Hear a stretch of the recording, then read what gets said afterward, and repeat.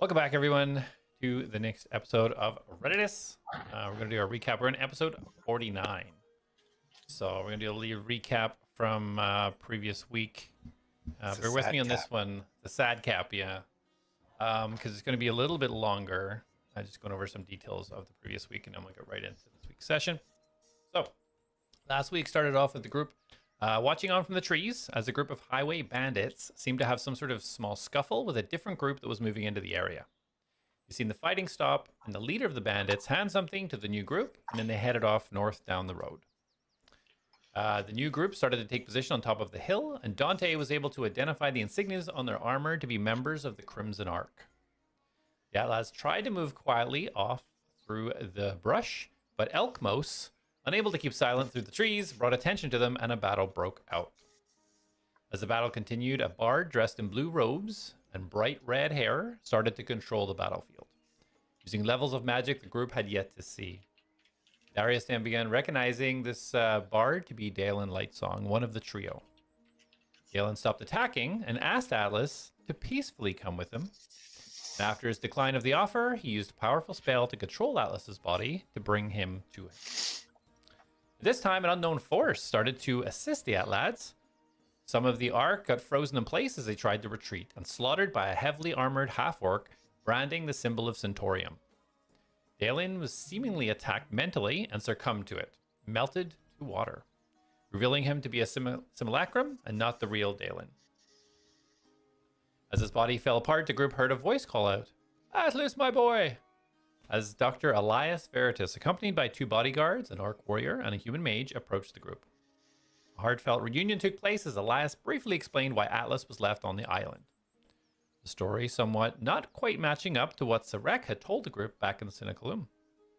Elias explained that Magistrate Hammond had let him go and get Atlas after researching and developing technology to switch the energy from within Atlas for standard power cores used in regular automatons. He would bring Atlas back to his lab in Centaurium to do the procedure. He said that the submersible used for the travel reacts with the energy within Atlas, and so with the help of Elwyn Moonshadow, he developed a containment device that will contain the reach of the energy within Atlas and allow him to travel safely back home. And that was a lie. Elias presented Atlas with a beautifully crafted metal purple flower, much like the one he found in Vinmoria City. Atlas agreed to go with Elias and said his goodbyes to the group. Elias confirming it would only take a few days and he could bring Atlas back to the group if he wished. The Atlads were hesitant, but let Atlas make his own decisions. Elias attached a containment device to Atlas, and as Atlas's body went limp and the lights faded from his eyes, Elias mouthed the words to the Atlads, "Run." He turned and charged towards the two bodyguards. Who looked confused, and almost instantly a massive thudding sound erupted from Atlas, throwing all the Atlads back across the hill. A circular sphere appeared and contained the main power of the explosion within it, totally encompassing the bodyguards, Elias, and Atlas. Nothing was left but a half crater in the ground, lined with smoldering red flames. And we'll see what happens. Through shattered lands and broken sky, the keys ignite, the lost must rise. Bound by fate, by blood, by steel, a world forgotten, a truth concealed. Atlas forged in flame and dust, a heart of gears, a soul to trust. Jack the hunter, silent keen, a shadow's wrath, the watcher unseen. Darius speaks with silver tongue, a tale half truth, a song unsung. Masters walks where wild winds call upon, to earth, to beast, to all. Atlas rise, the night is long, through fate and fire, standing strong. His awakened shadows call, one by one the mighty fall. The mighty fall.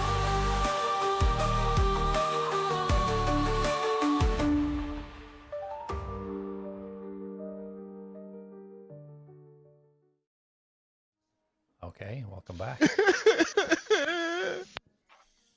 So, as we left off, as you're thrown from this explosion, as you kind of look over the corner of your eye, you can see this spherical shape burnt into the ground red flames smoldering within it. You see scraps of metal along the edge, almost completely molten into a liquefied metal. What do you all do? I want to be unconscious because I don't want to RP this tragedy. Ah, you're killing me here. We're all conscious though, right? We were just blown back. Yes, you're all thrown back about 10 feet. Not off the edge of the cliff, however. If possible, Jack wants to recover getting blown back, maybe turn it into a backflip, kind of slide Oh my god. on his hands. Yeah, Jack nimbly, as he gets thrown back, slides down as Reen kind of like ducks down behind to stop you from sliding off the edge. I want the tree to save me then. I want to be blown back into a tree's embracing branches. If he gets to go back flippy, I want a tree to embrace. Okay, so there's no tree. You're towards the edge of the cliff. If you guys have Tailspire open, you have a map now as well. Oh, okay. Oh, yeah. But Dante, nowhere to be seen currently. Just this burning hole in the ground. Can't land in his arms then. I'm not on the map. I'm on the loading area. Okay. Well, you guys are just standing at the top of this hill, looking down where this kind of Just like where we were. crater is. Yeah. There's one tree to the north where the horse used to be tied to. I'm pulling up this thing right now. I'm just staring at the leaf Atlas left me, and So is this like, is the explosion, is it still like, is there still like fire in the area? Is it like can I like get close to it? Yeah, you can get close to it. It's smoldering down now. It's just like the last embers. Whatever fire or force of energy that was there has dissipated and slowly fading out. Jack's gonna kind of like cover his face a little bit just from smoke, and he's gonna be like, Atlas, where are you, Atlas? And he's gonna start stepping like towards the crater. As you get to the kind of the crest of the crater, sorry, go ahead, Mastos. never mind. It was. Go ahead. Okay. I'm not going to do it anyways. Okay. So as you kind of get a little bit closer and get to the edge of the crater, quickly kind of looking around, and as I say, you can see these kind of melted pieces, small pieces of metal around, and you see in the middle of the crater, you see something that you know what it is, but you haven't actually seen it before. It is almost star-shaped. Looks like almost like a crystal, and the top part of this kind of star shape is broken. And you recognize it to be the same thing that's in your chest, but is broken and has no red light within it. Jack's gonna kind of lean down and take it up in his hand and observe it a little closer, and kind of without like no words, but he's gonna like turn back towards everybody else. Would Dr. Elias really do this to his child, his creation? Darius is just like completely frozen, not moving, taking like very shallow breaths. He doesn't even acknowledge anything that's happening right now.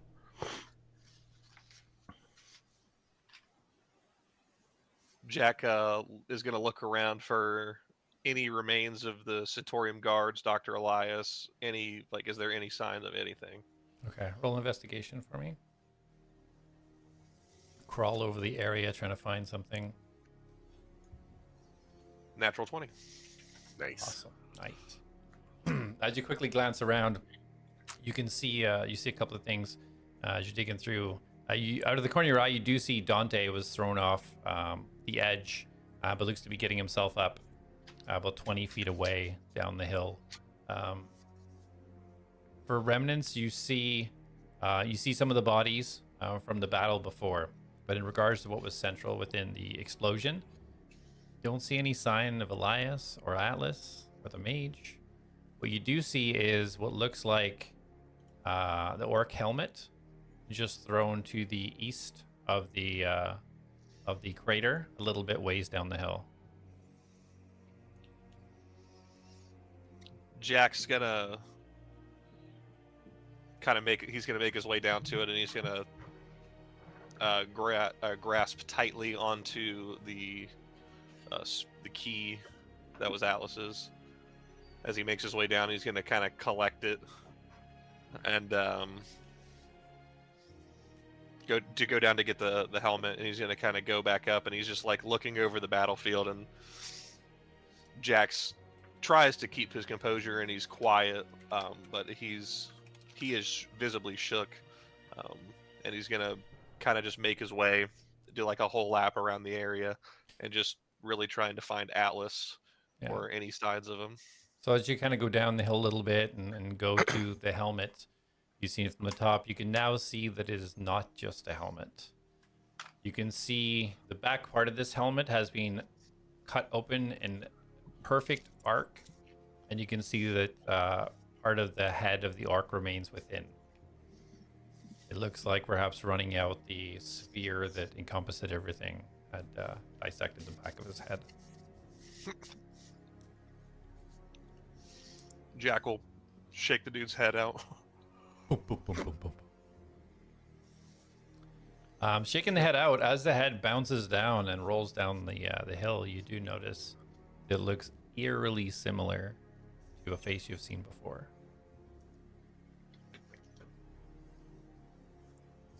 Looks very similar to a half-orc that was once almost part of the Atlas. Sounded like him too. Did.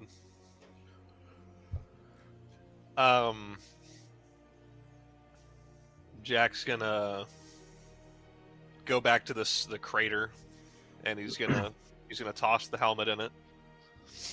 He's gonna look at the key, and he's gonna toss the key into the crater, and he's gonna pull out whatever he's got that he thinks he can start doing it with, and he's gonna think to Reen, dig, and let's bury this crater. And he's gonna kind of try to make a makeshift burial for Atlas. Okay. While Jack is doing this, Darius, Mastos, what are you guys doing? I'm still stunned, and it just starting to mutter something, but I'm not anything coherent yet. Okay. Mastos. Well, that depends. Is there? I'd taken a look at this leaf here. Is there a stem? Is it just the leaf cutting, or is it a stem and leaf cut? Yeah, I see what you're saying. It is just a leaf. It doesn't have a stem rooting from it.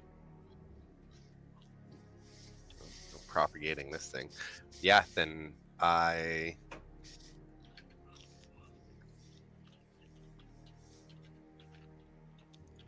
am stunned. I am.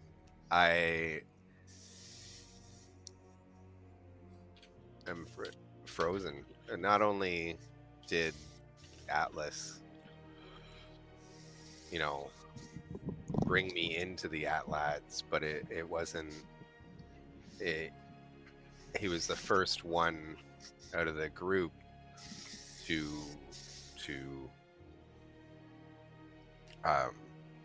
not give me a chance to think not bad of me when I was unfrozen.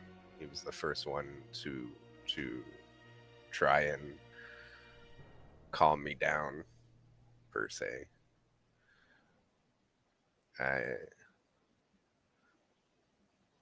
I'm just shook. Mastos he doesn't know what to do now. He hasn't lost somebody in a long time, and he was fighting to save everyone before he met the Atlads.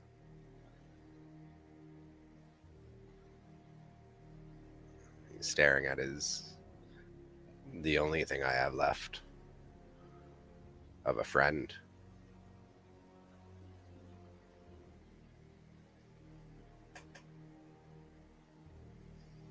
As you look down at the leaf, you hear some scuffling from the northeast. As you all see Dante scrambling up the side of the hill. Is everyone okay? What?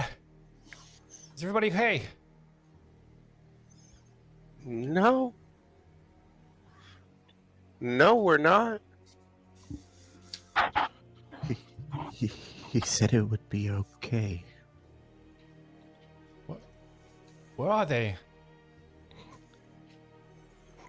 I point to the crater with my leaf hand. He told me it would be okay. He must have had a plan, right? This was part of a plan? His plan to reunite with his father.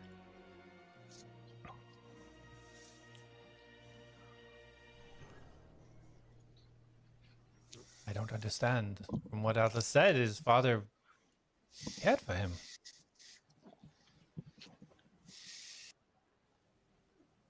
He took him.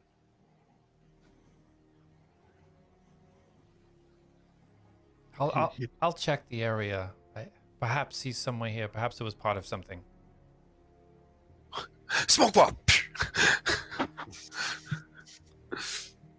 Whatever. If that explosion was Atlas, his key's here, and I think that's a pretty good testament that he's gone. Now that Jack mentions the key, I would like to look in the hole then. And I see the key there.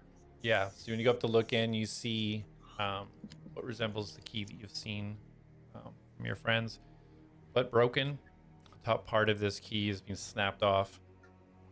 Part of it crumbled away, and no red glow within. It just looks like a dull, almost white colored crystal. Does this hole look safe to go into? Or is it still... Yeah. Now the burning on these red flames is all dissipated. Right now it's just charred ground underneath. I'd like to slide down to the center and sit with the... Not sit, like squat down. Okay. And I'll pull out my gem. Okay. You slide down. As he does so, Dante joins Jack at the edge and kind of just kneels down, having you mentioned a key, kind of taking a look in there, and he stays silent once he sees the broken key. I'm gonna slowly approach the crater, and then I want to start, like, initially he's just gonna look like he's just mindlessly wandering forward. And if he sees any pieces of Atlas, he's going to start frantically collecting them. So as you're looking for a piece of Atlas on your way there, you don't see any solid pieces of metal. You see metal that has reached such a high heat that it is just melted. Some of it silver in color, some of it brown in color. It looks like it's mixed with whatever was in the sphere at the time of explosion, so you can't discern what pieces are him or not, but there are some liquid patches of metal that's still not solidified yet. This music is so fitting. Jack's I gonna don't think I'm on the map. I'm on the main screen. Jack's gonna turn to Dante. Apparently, Lord of Amorian was collecting these keys and unable to extract them from somebody while they were alive. Which is what's giving me the idea that Atlas didn't survive that.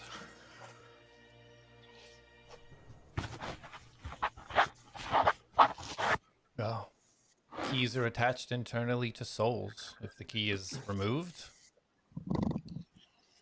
so the soul is destroyed.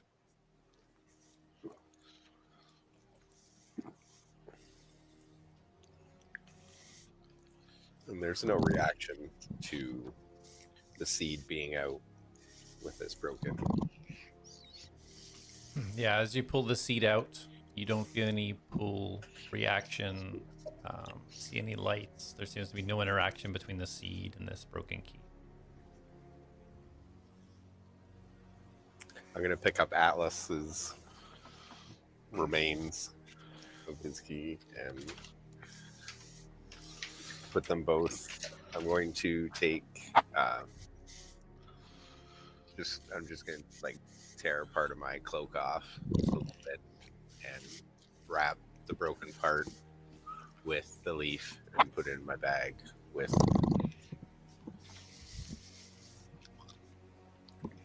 Okay. Wrap it up, put it safely in there. Jack, can you just mute for a second? Sorry.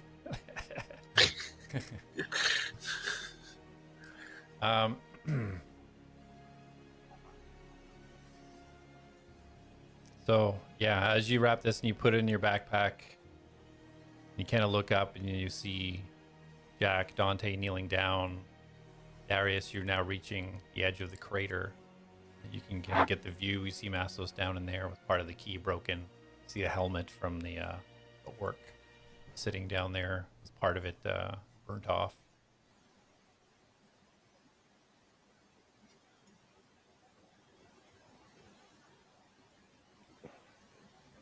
I'm gonna approach slowly. Are they still on the edge, or did they go in? Jack and Dante are on the edge. Okay, I'll just approach. And I just, he's really gone.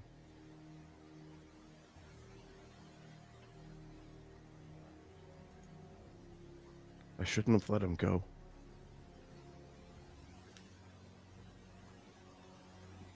He made his own choice. It's not your fault. I knew something was wrong.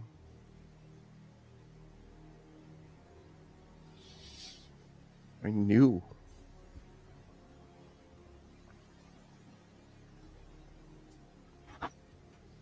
I'm sorry for your loss. Why did he do it?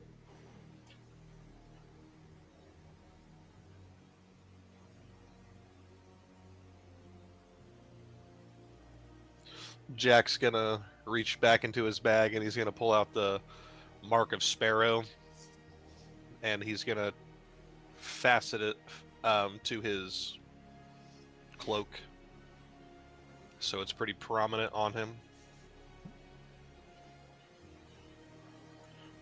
He said that he needed to go. We should respect his decisions and know that there's something greater going on. Darius is gonna think back to like the moments before Atlas came to say goodbye, and remember that he gave him one of those flowers. And he's gonna start surveying the area and try and find it.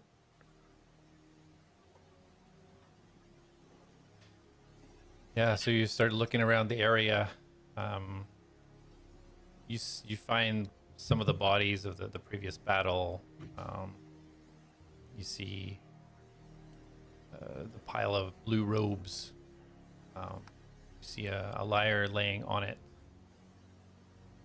But you don't see any flowers or anything around the area.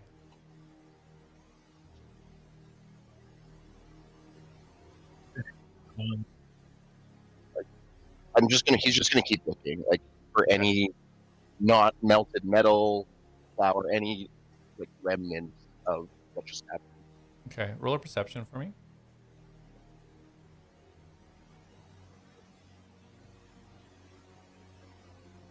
It's a 13.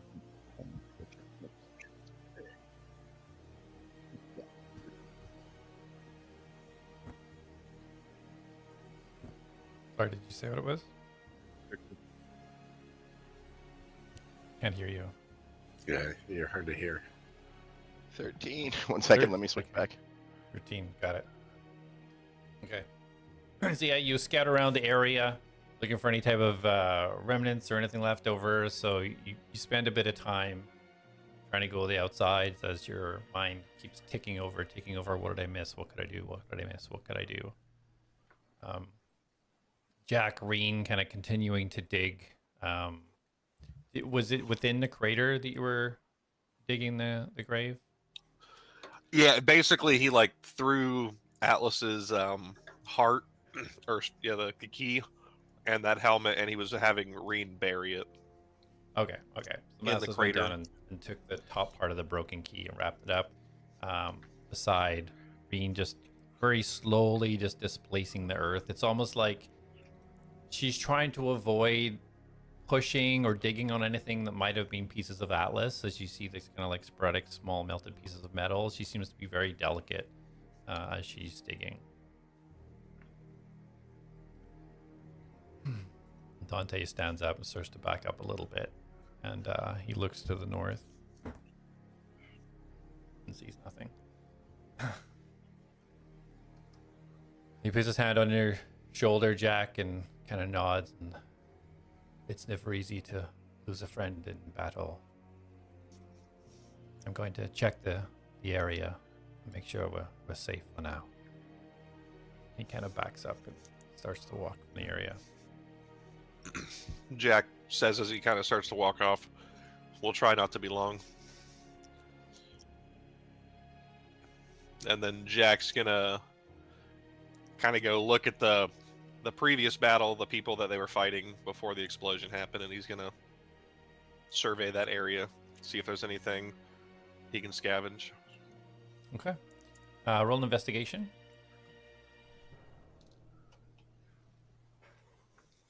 19 on the die this time, and I get a +3.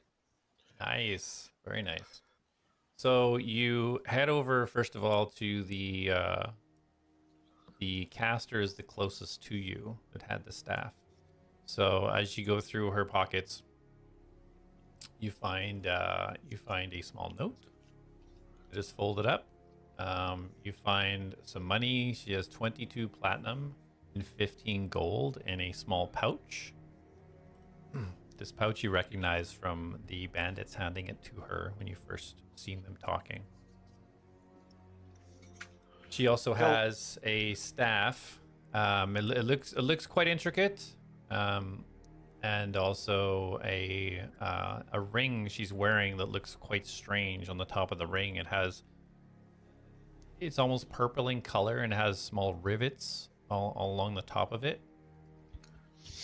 Jack will grab the ring, the staff, the funds,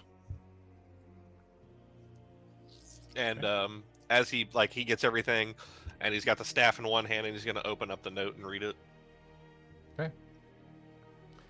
So the note simply says, "Intercept, leaving north from Siniculum."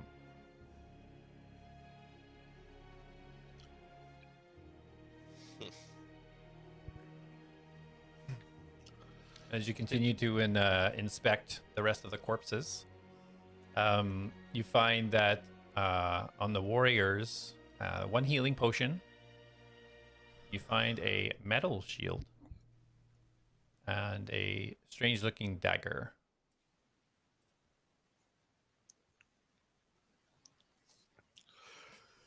Are you gonna message me all this stuff, or is it is it specific? Some of it's specific. For now, it's just staff, dagger, metal shield.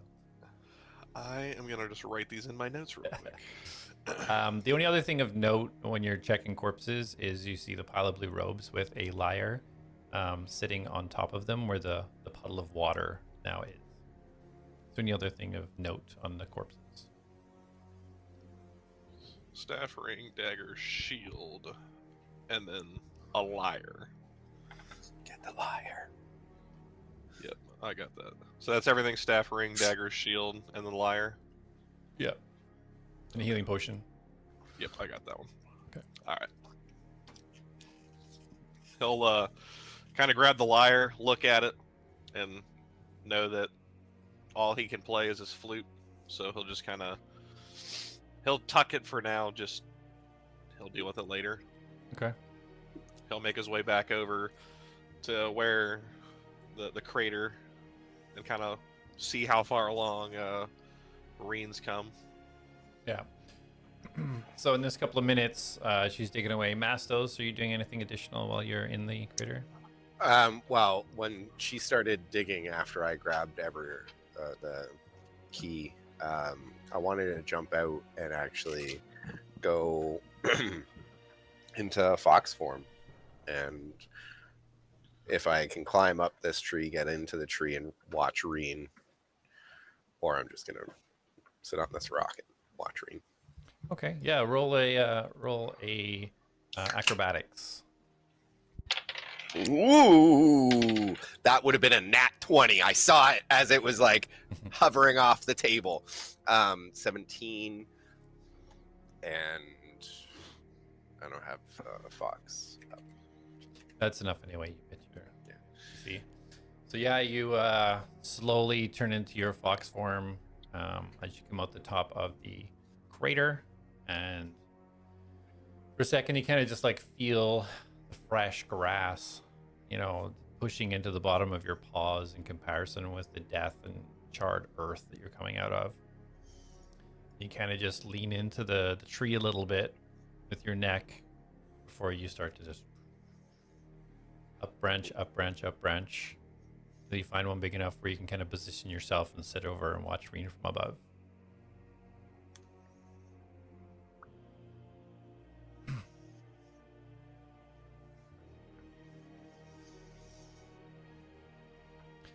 As Reen continues to dig, Jack, you see her tilt her head for a second and point her ear to the sky, almost as if she's listening. And she holds that poise for a good 5 or 6 seconds. Jack thanks to her. Do you sense something? She straightens her head and her eyes go a little bit wide.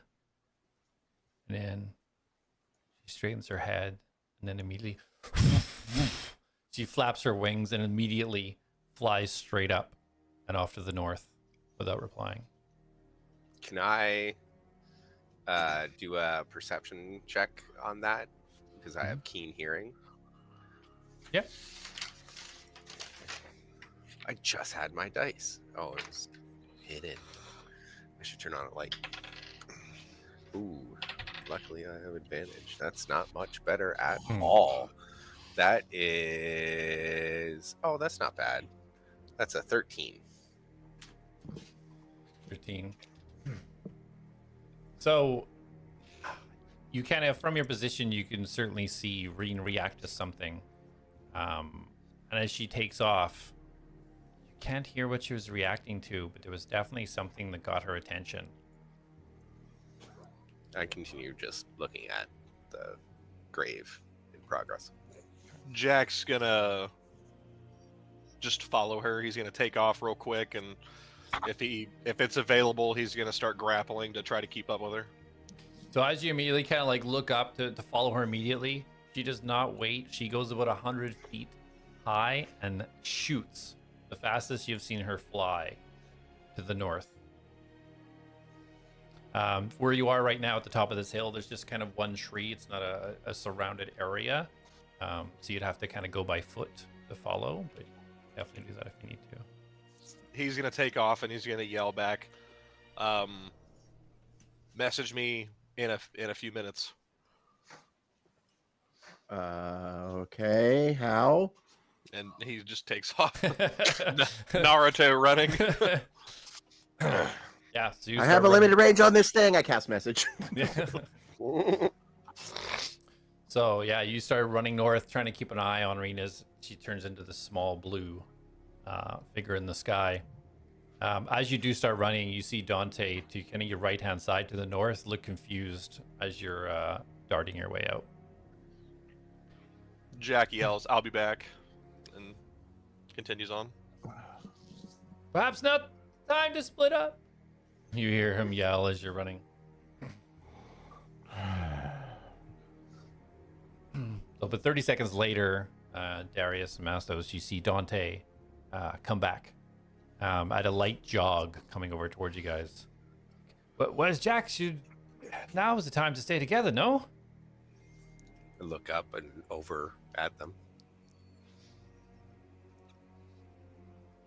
Where's Mastos?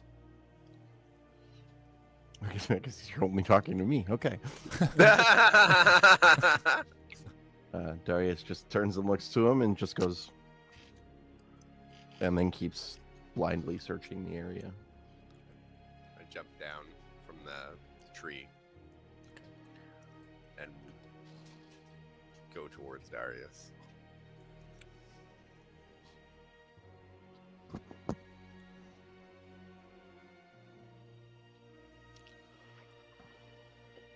Ah, you've a fox friend.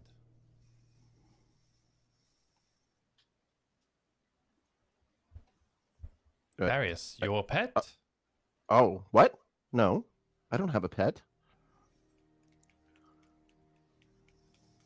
This fox is this very is- friendly with you. It's Mastos. He can turn into animals. Oh, right. I'm sorry. I'm not used to traveling with a druid, or anyone for that matter. But I mean, so are we waiting? I was scouting the area, but I see Jack has gone. Is he also, is I he don't know scouting? where he went. Honestly, he just does what he wants anyway, so it doesn't matter. That's what everybody does, right? They just do what they want and then they die. He walks up and Ouch. just hand it on your shoulder and kind of looks at you. It's not your fault. People make their own decisions. You are not responsible for them. I should have stopped him. I knew.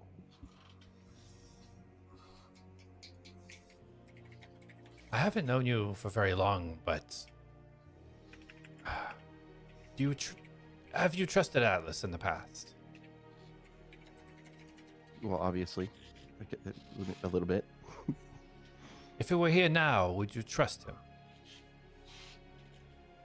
Yes. By that logic, would it not be fair to say that trusting his judgment at the time was the right course? No, because he died. Perhaps he knew something you didn't.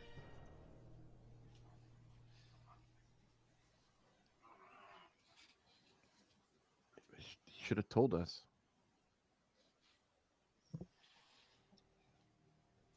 That might have made it easier. Not left with confusion, but we can't wallow in it. We must move forwards. Make sure whatever death the reason for it, it's not in vain. Sure. Whatever. Where are we going then? He takes his hand off your shoulder and steps back. Well, if we continue from here, I can, of course, guide us. It is north from here. Guess that's the way Jack went. Do you want to proceed? All right. And Darius goes to put the cloak, and he goes, and he starts looking around. So roll perception. Don't fail me, dice, please. Oh, that's not bad. That's not bad. 18. 18. Cool. So as you're searching around, frantically trying to find any remnants of Atlas and the interaction just happened, you do see just west of where Dante was thrown, you see a bundle. Looks like maybe robes from where you are, but it is down the hill to the north on the ground. I'll run to it. As you run over, you get a little bit closer. You see that it is the cloak you had given Atlas. I will And pick it- it up and put it on. Okay. So as you pick it up, you feel a little extra weight in there, like it feels off balance. And you reach into the pocket, the left hand inner pocket, the cloak, and there's some gold pieces in there. There's 25 gold pieces in the inside pocket. Oh. Jack's never getting that gold back. I was That's literally just about to say he's never getting this gold and put it back in the pocket. that stingy bastard.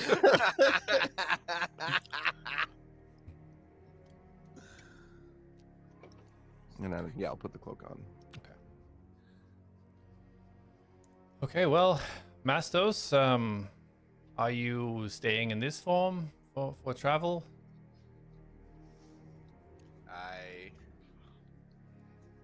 What? Darius went down there.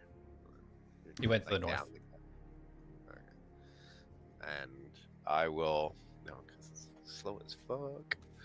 I will come out and become Mastos again, and I'll turn to as I walk towards the cliff, all dramatically, the cliff's edge, all dramatically. I'll slowly shape out as I rise up on my hind legs and shift back into Mastos. Okay. No. I'm tired of running and what? Who? Oh, there you go. I was like, where's this guy coming from? No. I'm tired of running. So perhaps we move north just with caution and slow pace for now.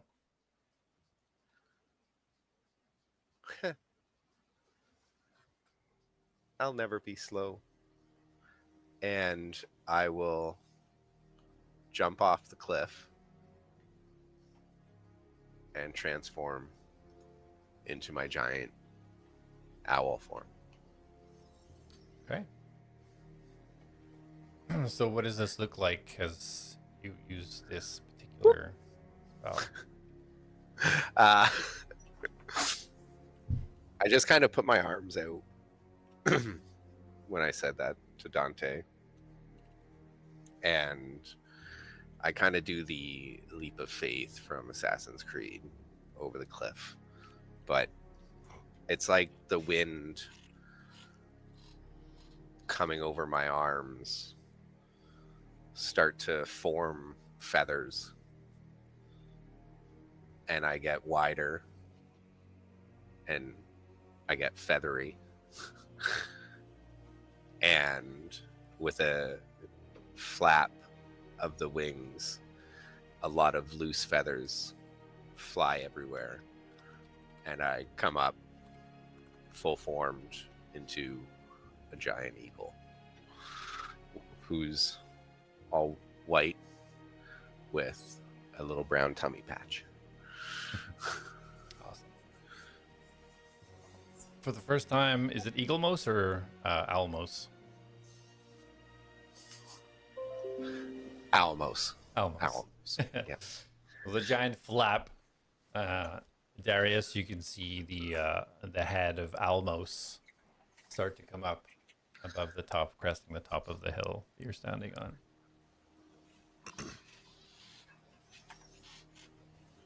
Well, that's going to be useful for travel, for sure.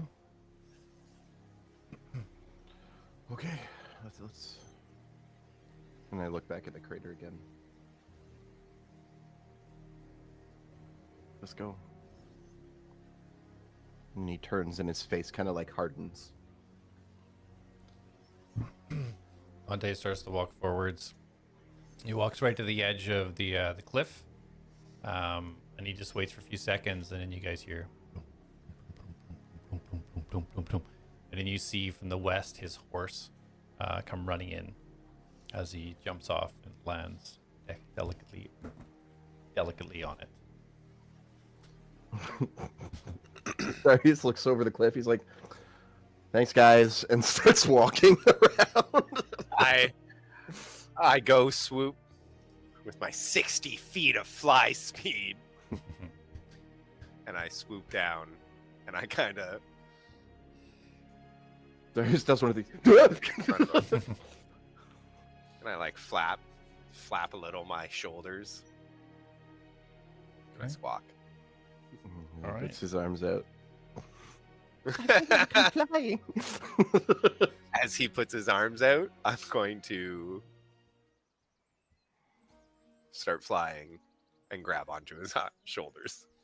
Gently. All right, so you my gently giant grasp on, and you gently start to flap your wings, getting used to this form, and ease yourself off the cliff as you see Dante start to just slowly trot to the north.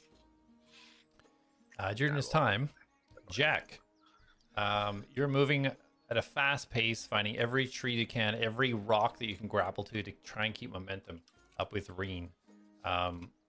You've been traveling for probably a good 2 or 3 minutes at this stage, and the blue dot you're following, you can't see anymore. You come to a point where you have to slow down because you're not quite sure what direction she's gone. You've found yourself being led to the northeast, away from the path. Jack will whip out the Seeker Stone and see if he can get an aerial view of where she's going, and then try to continue on that path. Okay. So just switch over to the Seeker Stone, and as it kind of like sways back and forth, not completely tightened to her chest, you get this aerial view.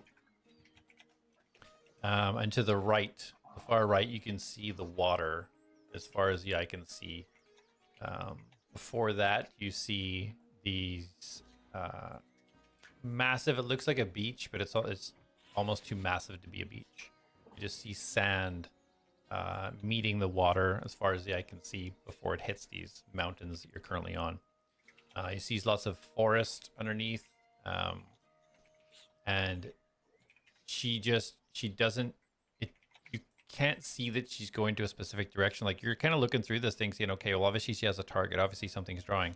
There's nothing that is individual that is standing out through this.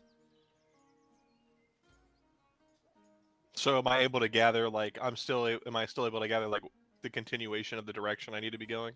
You can roughly tell that she's still heading northeast, yeah. Jack will still continue on then. Okay. All right. The rest of the Atlads, Dante is moving, kind of just slowly trotting northwards with the horse. Kind of looking for your cue as to the speed you want to move, taking into consideration what's just happened. Oh, also, if it is acceptable, as Jack travels, he'll launch some bolts in weird places that are like from the path, off the path, to try to give an idea of like, hey, Jack's going this way. If that's okay. Yeah, for sure. You can let a couple fly, if nothing else, to at least find your way back if you need to. Yeah. Go on. Yeah, easily done. Almos, what pace are you making? I am attempting to go at least my maximum fly speed. Okay. All right. So as Dante kind of looks up and sees Almos start moving as fast as he can above, he kind of kicks the sides of his horse and starts to pick up the trot to a bit more of a gallop as you guys start moving forwards. Mastos, from your observational area, go ahead and roll a perception, please.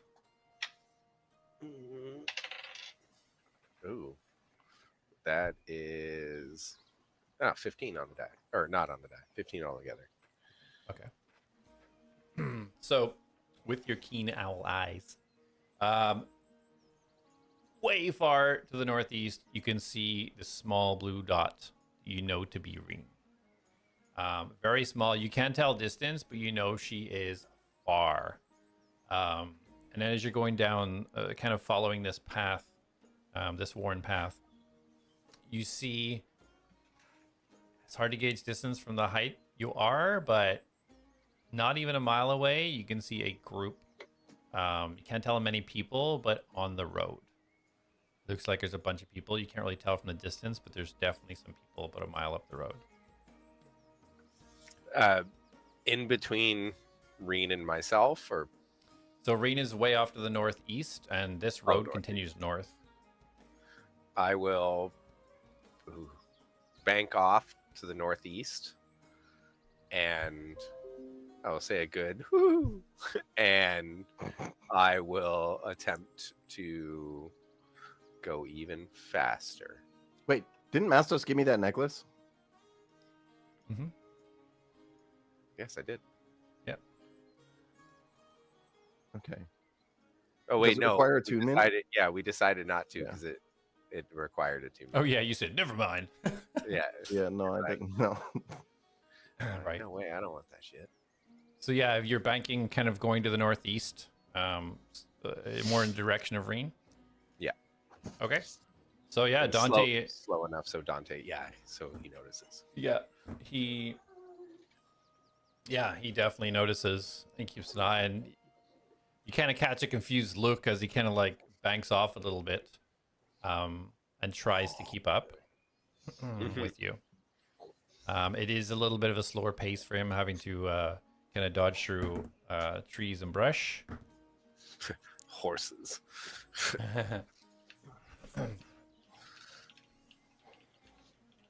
Okay, so you travel for about 5 minutes or so.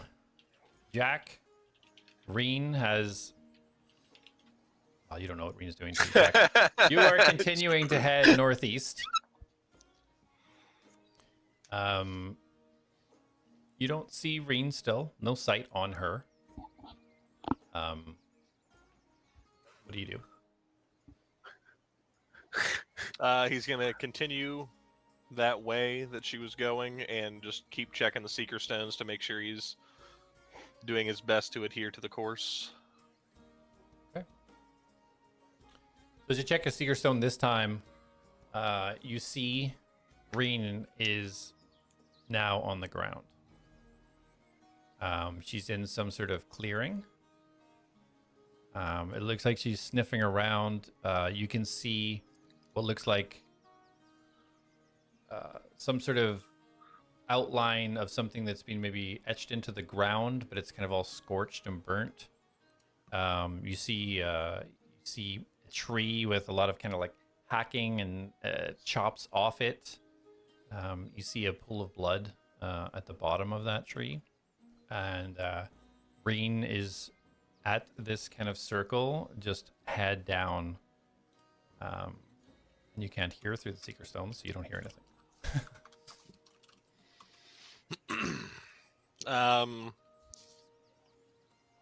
I guess Jack will just think to her like, I'm on my way. Sit tight. Okay. As you say this, and she kind of moves slowly, and as she moves and the seeker stone kind of sways with it, you can see pieces of bone and flesh in the middle of this circular, etched, ritualistic area. And she lays down, facing it. Okay, so you continue heading northeast. Almos, you lose sight of Reen. You see her dip down, downwards towards the trees, and then you lose sight of her.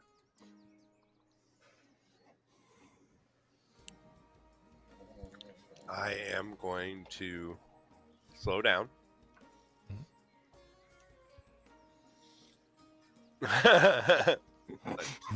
Let Darius get in position. And from where I saw her dip down, I'm going to slowly get Darius as close to the ground as I can. Okay. So it's quite a ways out. She's quite far, so you just kind of continue that direction until you kind of figure out. So as you do get a little bit closer with the speed you're going at, you do see between you where you've seen Reen dip down. You do every now and again roll a perception. Mm-hmm. Mm-hmm. That is another 15. Wow. Yep. All right. 15. So yeah. So every now and again you see a little flick, a little dart, a little move. You recognize this from the movement of seeing Jack, that it's definitely Jack. Between you and where you've seen Reen start to dip down. I'm going to attempt to follow Jack. Okay. Yeah, as you start following, you notice down below, you notice that Dante doesn't seem to be watching you as much now. He seems to be focused on certain things along the way, a tree, a bush, a rock, almost like he's locked onto something as he's traversing through the forest. Jack, as you move forwards, you'll be going for about another couple of minutes now, a good 2 or 3 minutes of travel forwards. You wish to do anything, or just continuing straight to where you believe she is? Every so often. We'll say he's done it twice. He's going to use Zephyr's Strike just because he knows it increases his movement. Mhm. And he's obviously dashing every second he gets and with his stuff, but he's just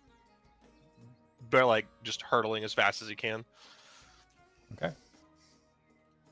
Roll a perception. At disadvantage. Okay. I rolled an 11 and a 12, so 16. Okay. So as you're flying through as fast as you can, out of the corner of your eye, you see to the east.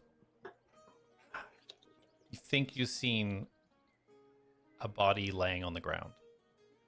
You're moving so quick with your Zephyr Strike and moving so quick, it's hard to tell, but you're pretty sure you've seen a figure laying on the ground. About 30 feet to your right as you're passing by.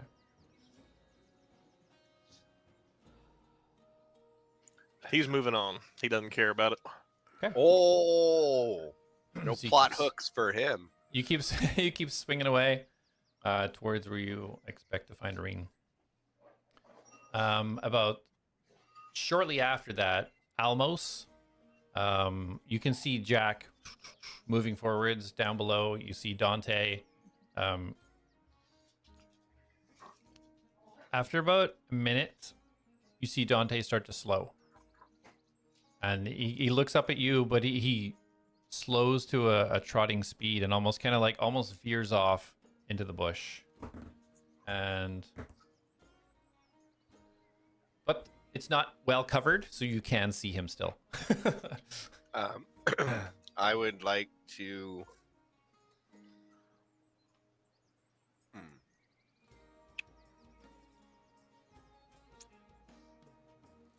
And how far? And Jack's still just going, right? Yeah. Like that's still... Yeah, you can see him just Spider-Manning his way. Okay, I'll still stay on Jack then. Okay. Damn, I want that plot hook. Yeah, I'll you stay on Jack. I'll still... Okay. Still gonna kind of going at full pace once you kind of catch whiff of him. Well, I don't think I need to go full. What's his Cypher speed? I don't know. Well, it only lasts for one round, so. Oh yeah, so I'll just It's go quick. my full speed, Okay. my full flight speed, but not like dashing every action to get there. So after about another minute, Jack, of you going full tilt, you start to see the trees start to kind of fade away into this small clearing, and immediately ahead, you get eyes on Reen, who is kind of laying down, snout right at the edge of this circle. You recognize this scene from when you had a vision through Demantrum. This area. Oh man, what are you doing to us, Colin? Jack gets over to Reen and kind of just takes the scene in, knowing that he's seen it before. And he'll walk over to Reen and kind of look at the bones or whatever she was looking at. Yeah. And know what's happened and kind of kneel down and pet her. Yeah. I think I passed her warden a minute ago. Let's go pay our respects. And as you do go down to kind of lean down to her, and you look up at Reen, and you can see a tear just sparking and trickling down the side of Reen's face. Just...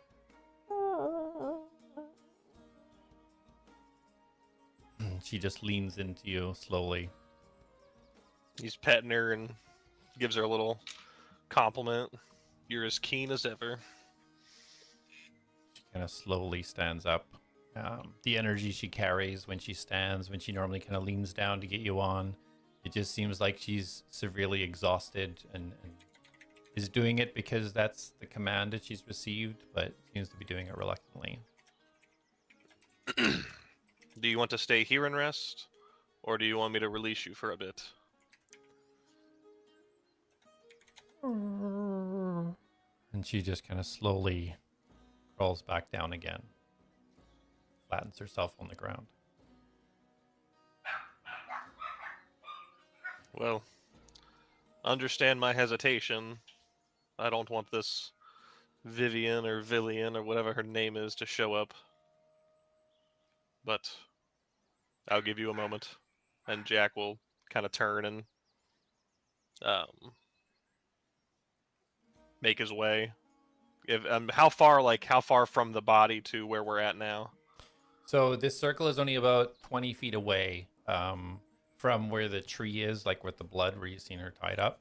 The body, though, that is like a good couple of minutes away. So it's quite a distance from this area. He's going to go check out the blood area and see if there's anything around there. Yeah, for sure. Roll an investigation.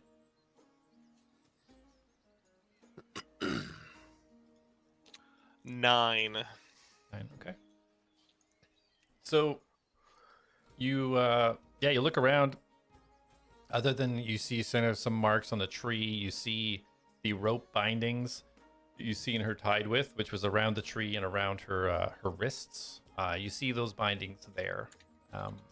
They don't look to be untied or cut, however. They look to be as you've seen them when they were on her.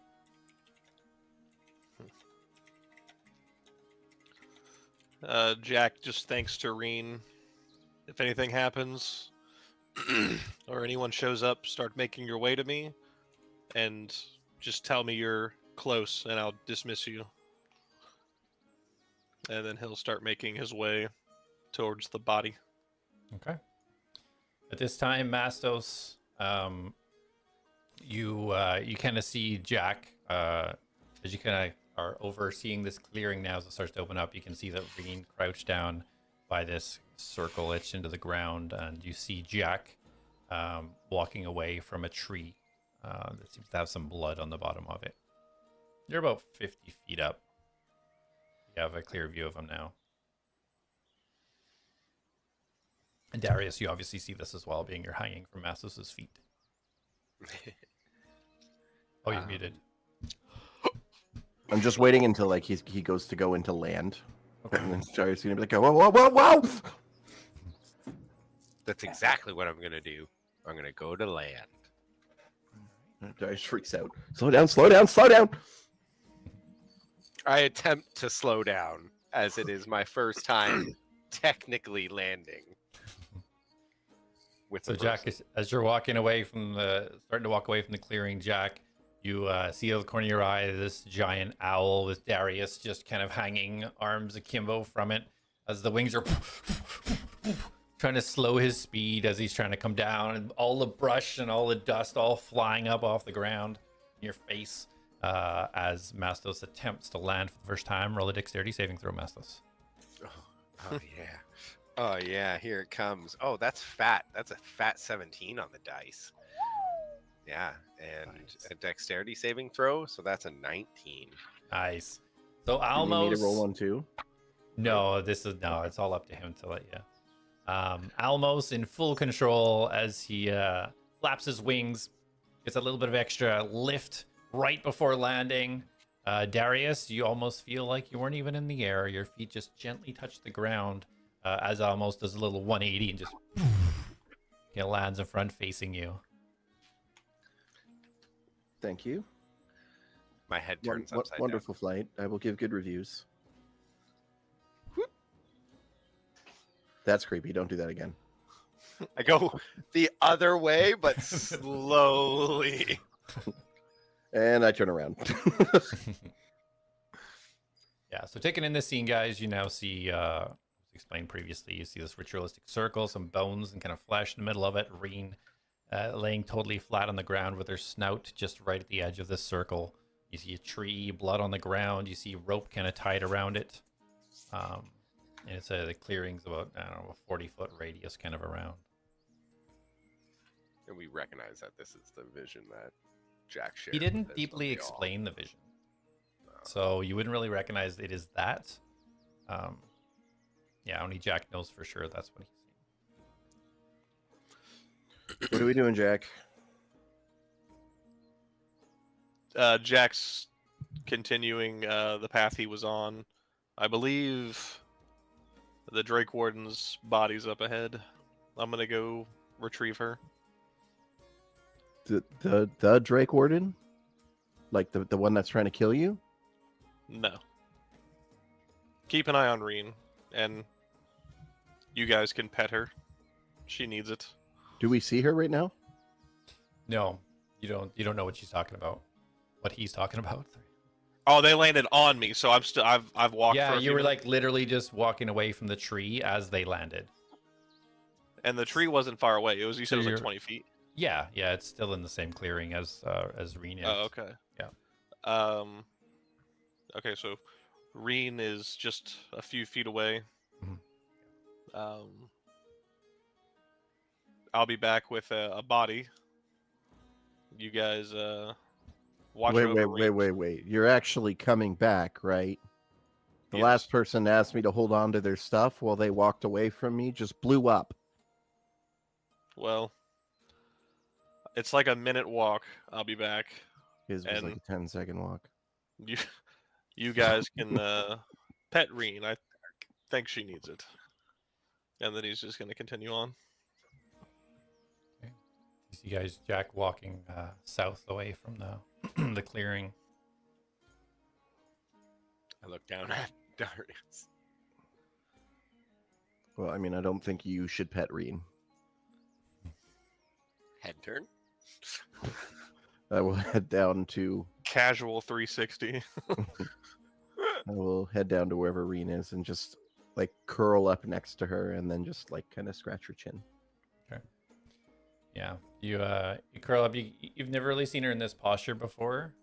Almost completely sunk into the ground. You know, her front paws stretched out forwards, chin right to the ground, almost like she's trying to get into it. And just no reaction to you coming up to her or scratching her. She just seems to be just locked in on this this sight before her within the circle. Darius is gonna try to pull the dragon egg out, just to remind her that there is still hope for her kind, and I'm gonna let her like snuggle into it. Okay, so you reach in, roll a strength check for me.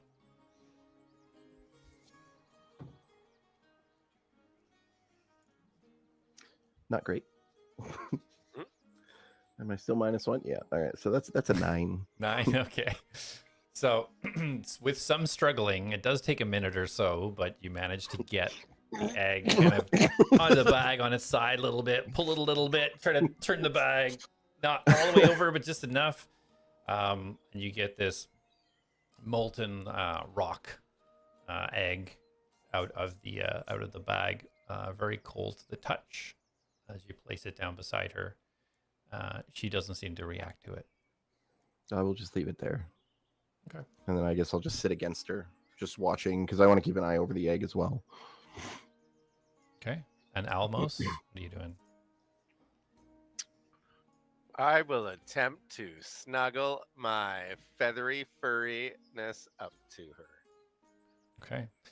You kind of go up on the other side and kind of lean into her a little bit, and your legs disappear inside your body as you kind of like snuggle down and make yourself small up against her. Again, doesn't seem to be a reaction when first moving the corner of the eye to acknowledge something moved in that area. But other than that, she just seems to be lasered in on this site. So Jack, after about a minute or so of traveling south, you figure based on like your speed and such, you're getting pretty close to where it would be. Roll a perception or a survival. Let me see which one is more. I think my perception is more. So 23 for perception. 23 perception, nice. Yeah, so as you're kind of making your way down, you immediately do see traces, small droplets of blood on a couple of the leaves, and you can very easily track the footprints that are leading this direction. As you get a little bit closer, you can see that there is not a clearing, but enough of a break in the trees where you can see this body clearly laying face first. Looks like a black cloak pulled over the back and black down the bottom, almost fully encompassing whoever is there. You just see brown leather boots sticking out the bottom as they lay face first. Jack's gonna go over and he's gonna look at the hair first to see if it's the blonde hair. Okay. So as you get a little bit closer, you hear a noise. Ping! Roll a dexterity saving throw.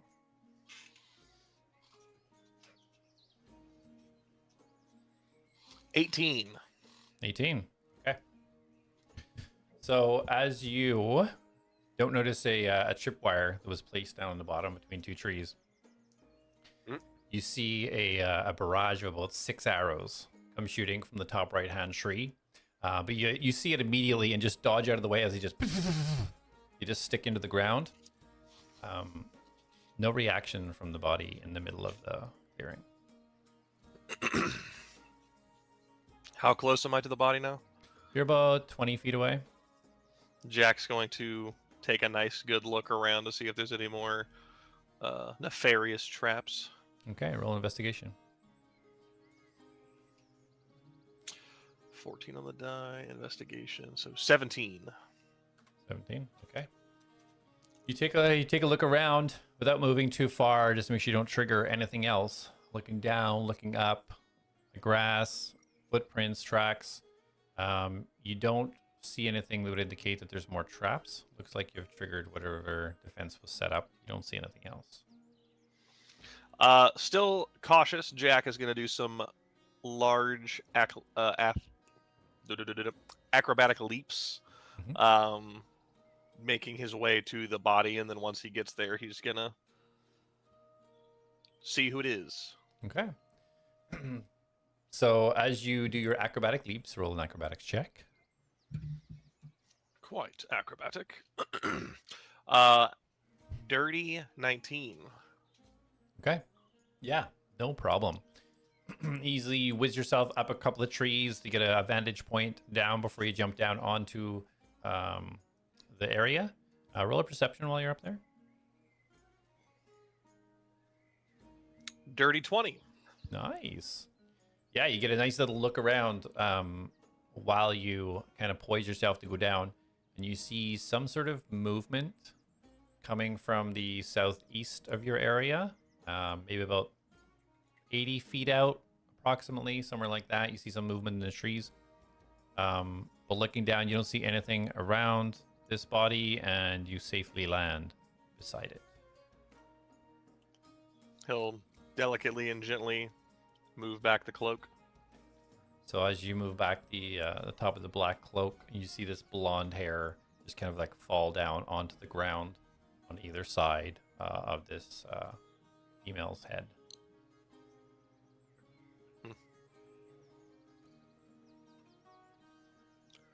Jack will uncover the rest of what was covering her up, and then fold what was covering her up kind of nice, put it in his bag for a second, and he's gonna scoop her up. So and he's gonna start walking. It's a all the way cloak back. that she's wearing, so you kind of just pulled it from the back of her head down just to expose the back of her head. Okay. Then Jack is just gonna scoop her up and start making his way back towards Reen. All right. So yeah, you kind of place your arms underneath the legs and her back. Roll a strength check. I love strength checks. Not bad. That'll be a 14. 14. Okay. Yeah. Not too bad. You as you kind of like roll her over, he's wearing these big leather boots, kind of come up to just over the knee, and then just get some leather garments kind of around the waist. Looks thin but muscular. You can see that she has brown and green on the inside of her leather armor and on the inside of the cloak. And yeah, you pick her up and you can start walking with her successfully with that roll.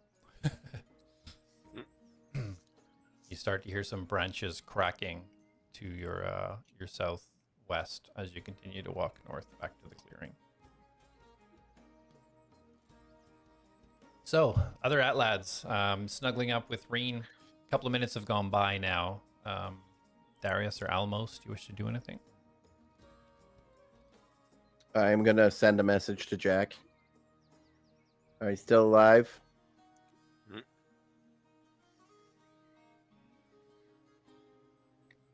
Almost. You don't hear anything just yet. He's still quite a ways away. So either he's dead or he's too far away.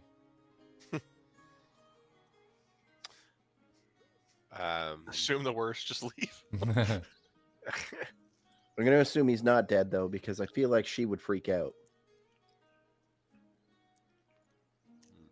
She kind of like just turns the head up and kind of looks at you and swings her head back again. I mean, that got a reaction. It's true. Reen, do we wait here or do we go see him? I don't know what to do. She kind of looks over for a second, and then she straightens her head up, and you see her kind of like, almost looks like she's popping bones out of her sockets for her shoulders, as she kind of like kicks one arm up and one arm, and her back legs kick up, and then she kind of just slowly, without pushing Almos over, kind of turns her body, and then slowly starts walking south. So that's the direction of Jack, I assume? Yeah. Yeah, okay. I will put the dragon egg back in the bag. I'll wrestle with it and then head in that direction. Okay. Almos, are you following? I will waddle my way, matching the slow pace. So like I have to like, Force yourself to go slowly. yeah. Owls walking or running is hilarious, by the way, if you've never looked at it. It's so funny. They have really long legs. It's surprising.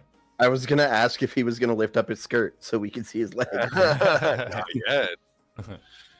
Yeah, so you guys start heading south. About a minute later, you guys kind of meet Jack. You start to see them coming towards. You guys start to see Jack holding a body with long blonde hair flowing down. And Jack, holding her this close, you can see the wounds, multiple slashes all over her body, her armor ripped into, dried cake blood on her. These wounds must have came from not extremely recently, but recent enough. Some of it is dried.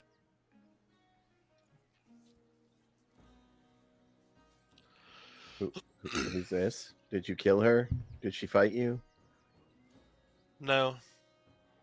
This was the Drake Warden I saw in that vision.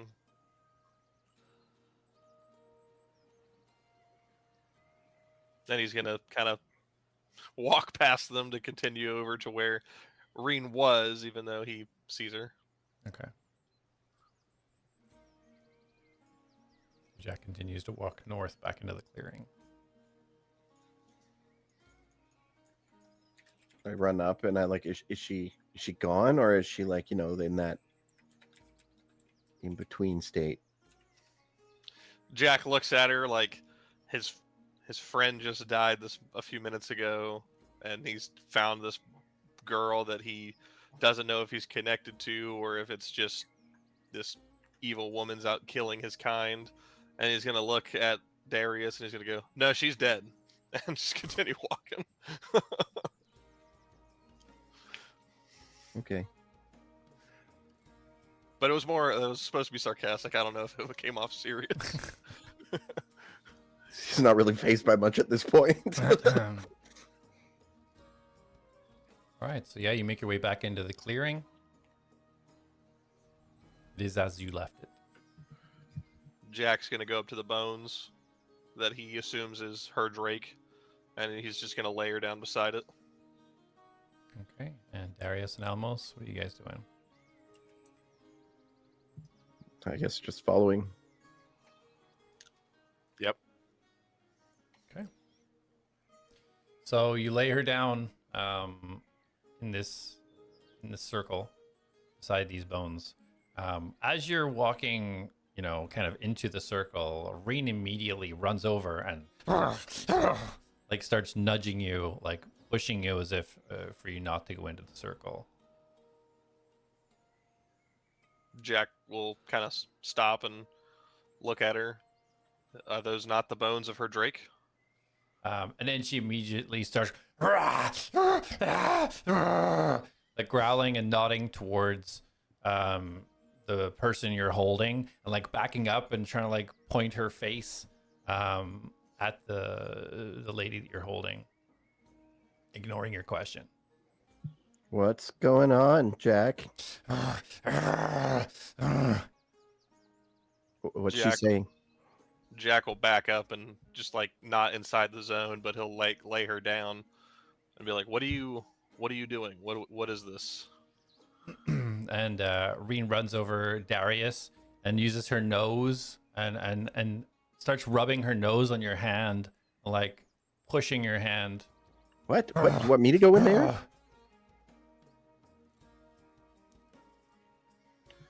I don't have dispel magic if that's what she's asking for. She's nudging, she's grabbing your hand and she's nudging your hand and she's hitting it in the direction of where this person is laying on the ground. What? I mean, can't you talk to her? What does she want? She hasn't said anything. Well, tell her to use her big girl words. Can I start walking towards where she's doing this nudging? Mm-hmm. Yeah, of course. Yeah, you guys are all pretty close. Yeah. So I'm just Jack- gonna walk with them and start walking towards it. Okay. Jack's gonna look at Reen, and he's gonna say, "I'm gonna need you to use your words this time." You see her. You see her back up a little bit and like stomp her hands or her paws down in the ground, and you see her nails like dig into the ground, and you just see her take this large inhale. And you hear in Draconic, "Help her." And Jack's gonna put his hand down on her chest, and he's gonna cast Cure Wounds. And if it works, she gets 6 points of HP. Okay. So as you place your hands on her, and you let the magic kind of pulse through, you see some of the wounds across her her right shoulder and her leg slowly start to heal up. And getting this close and getting a good look now, you do see her chest ever so slightly rising. Oh, she's not as dead as you think. Hey, wake up! And I'm going to cast Healing Word at 3rd level. Okay. Alright. So 1, 2, wow. 7 points of health. I rolled 3 ones on my 3d4. Very nice, very nice. So yeah, you see more of these wounds start to close up, and you almost see like a deeper breath now, and more of like a stronger rhythm to the heartbeat. It doesn't look like she's awake, but looks like she is alive. And as you both do this, Reen immediately kind of lets out an exhale and kind of like slowly starts kind of walking to her and kind of trying to pace around her, almost like she's trying to protect her. Green, if she's not dead, does her Drake come back? Just nod, don't answer me. So she does, she nods at you. Sweet. We saved them both. Look at that. Maybe we're not useless. Darius, Yeah. would you be willing to cast that spell for a place to rest? Sure. And then I stand there for a minute while I cast the spell. Finger for a minute. So as you see Darius frozen in place with his finger clicked, you all start to hear rustling. Very heavy branch cracks and rustling coming from the south. And we will take the break there. Okay, back in 8 minutes. Take your peas. Yes, sir.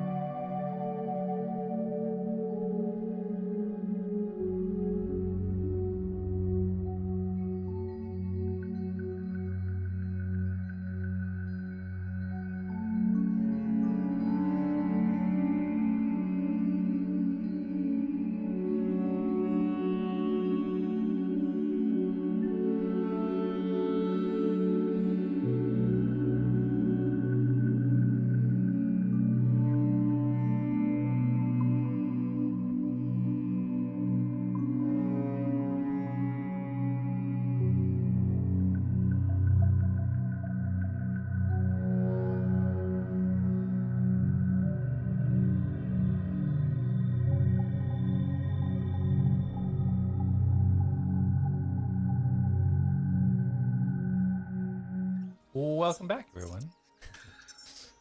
When we left off, the remaining Atlads. Why do you? We're in a clearing where they had found what Jack had seen in his vision, a ritual area where it looks to be the Drake possibly has been killed, and Reen affected by it. As Jack found what he believes to be the Drake Warden associated with the Drake, brought her back, not checking her vitals to see if she is still alive. Reen bringing attention that she needs help. Darius and Jack healing her a little, and doing so, Darius started casting his hut for a rest as per Jack's request. And as he does so and starts casting, the group start hearing some cracking of branches and rustling from the south of the clearing. What do you guys do?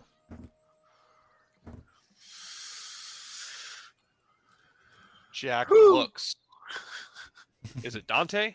As you look, roll a perception. I would like to look as well then. Dirty 19. 3019, nice. As you look straight ahead, you see Dante's horse slowly walking through the trees towards the clearing. Oh, Dante? It's about 40 feet out. Dante's so cool. Dante's horse, riderless. Just Dante's Riderless. horse. Gotcha. He's probably invisible. Remember when we were like looking around and Dante just disappeared into the shadows and Darius asked a random question. Dante, like 7 trees over on the left, just pops out. He's like, "Oh yeah, we're going this way." Dude's so cool. While you're saying that, Darius still frozen in place, casting his tiny hut. I look So, at yeah. Jack and.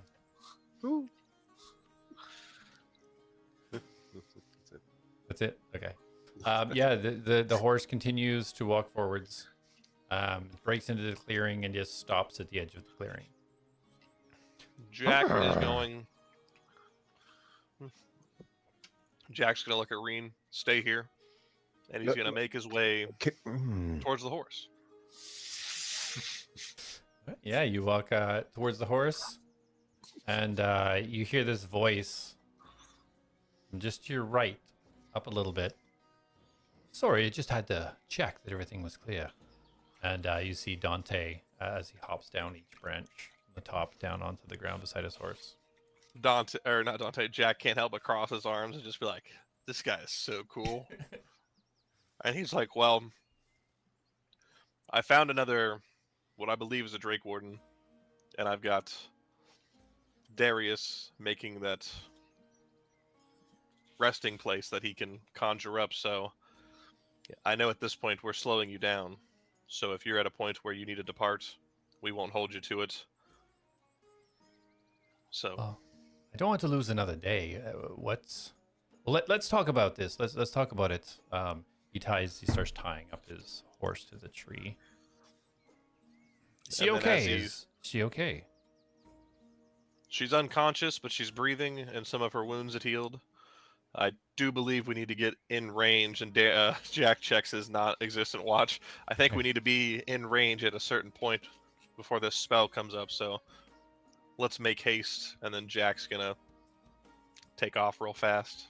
Of course. And he pets his horse, and casually walks over towards Darius. Almos, where are you positioning your giant owl self? I am now right behind Darius, but like slowly turning my head. Like a Darius, clock. the completion of your spell almost there, as you see this looming shadow just black out your vision to the ground as you kind of glance up in the middle of your incantation to see giant Almos' eyes just above your head.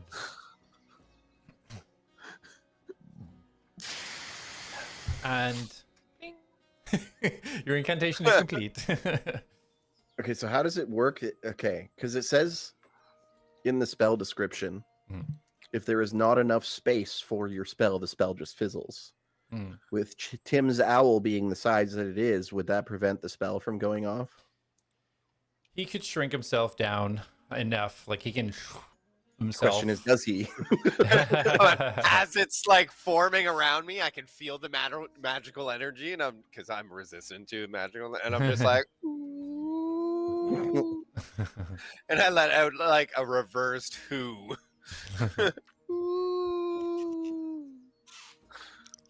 You're fine. Are you unmasked? Are you un-almosing? Or are you doing just No, squishing yourself staying down? in Alamos. Okay. Yeah, yeah.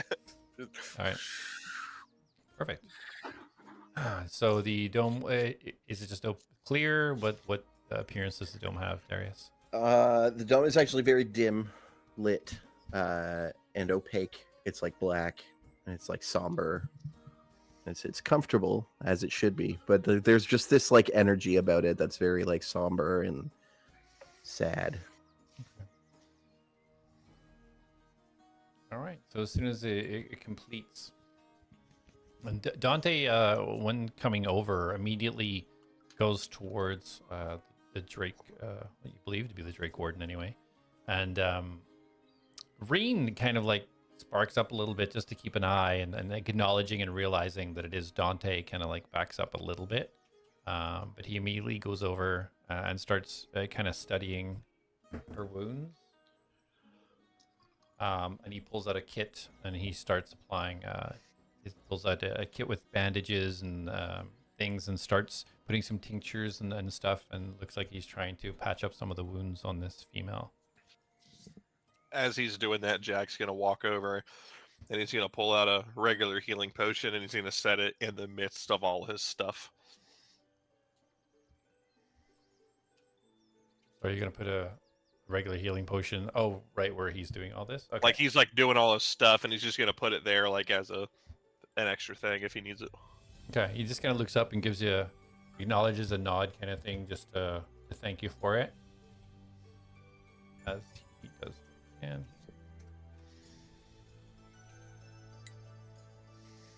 okay. Oh, shoot. Yeah, he seems to be watching him. He seems to be well versed in using whatever these kits are in regards to healing. So you patch up. You see, it looks like he even reset a fracture she had on her elbow, was kind of a little bit off, and you kind of see him brace it a little bit and like click it in. He looks well versed in whatever he's doing. He just still doesn't seem to be conscious though. I got it. Well, she's taken some serious wounds here. I don't know how much longer she would have lasted. I don't even know how she survived this long with this type of damage. I believe the lady known as Vivian. Is it Villian or Vivian? I think it's Vivian. Villian. Villian. I knew that. I was just testing you. Villian, knock it off. You're ruining my immersion, coup man. And he's gonna say, there's a lady going around killing Drake Wardens and killing their drakes, and the bones that were out there, I believe, were this lady's Drake Warden. I saw her in a vision, and so I'm glad to see that she may recover from this. Yes, I was briefed on this Villian, being the one that I do a lot of traversing and traveling for the Nolja, and kept aware of a lot of the situations, so it's most troubling. We lost some Nolja gods that were sent out this way to trace her, and they were lost. But good you found somebody. I believe Villian's more dangerous than the average Drake Warden. I believe she possesses not a drake, but an actual dragon. If that comes to be true, then best avoiding her, I would think. If I recall from the vision, it wasn't like a full-size dragon, right? No, it was bigger than green, like it was a large dragon, but it wasn't. Gotcha. It wasn't adult. Okay. As Oh. After he does all that, Jack's gonna basically kind of just sit there, and he's gonna look at the ring that he found. Okay, sure. Darius, what are you up to? I'm just standing, watching. I mean, I was just resting, right? So I'll just sit there and kind of just like zone out on all the things that have happened. And Almos, what are you doing? Zuko, come here. I am. So is this the plan, or are we? Are are we going to talk about things? And then yeah, that's all. That's all that everyone else is hearing. Soon I'll get telekinetic or telepathy, whatever it is. The feet. Soon. Just Everybody just hears. Mm-hmm. Well, Jack was suggesting that I could proceed with my mission. Are you all intending to divert from your path based on what's happened, or what's the plan? I mean, to be honest, I don't know what the plan is anymore. I think we should still go to Arokan. I think that's our end goal, but this is something I think we need to address. Whatever information we can get about Villian and Sunak. Well, I'm not saying we just abandon her. I assume she's gonna wake up at some point and talk to us. I'm just talking more like the larger scale of things. Yes, then we're in agreement. But I don't think we need to hold back Dante. I think if we're gonna be held up for a day or two, we don't know what's to come. We might as well let him get on his way. Very well. I'm going to pull out the map. Okay. And just ask Dante, like, where are we right now, and what's the best route for us to follow? Okay. Yeah, so he starts indicating on the map. As you pull it out, it starts showing. You can see on the map where Vinmoria City was, leading into Siniculum. You see 3 big peaks of mountains. He points out the Dead Man's Pass, or gulch, that he was going to take you guys through. In the north, you see the Burning Sands. You see the southern path they talked about leading down towards Durham, the village at the edge, or the town at the edge of the mountains. And he kind of points to you your different options. The split off, or the kind of fork, is about a day's travel from where you are, which would where you could choose to go one of these paths: north, continue west, or to go to the south. So he points all that out to you on the map, and I will send it in Discord in a second. You have an actual visual. So I mean, if it's only a half day or something, but anything more than a day of delay, and I feel like I should press on. But don't want to leave you in a lurch, but as I say, my mission is quite important. Yeah, and we don't know how long we're going to be honest, so... There's too many unknowns right now. I think it'd be best for you to just save time and go ahead and get your mission done, as valuable as you are. That's fair. Well, I appreciate the honesty. I'll stick with you for a little bit, and until we all kind of get recuperated, and I'll head out from there.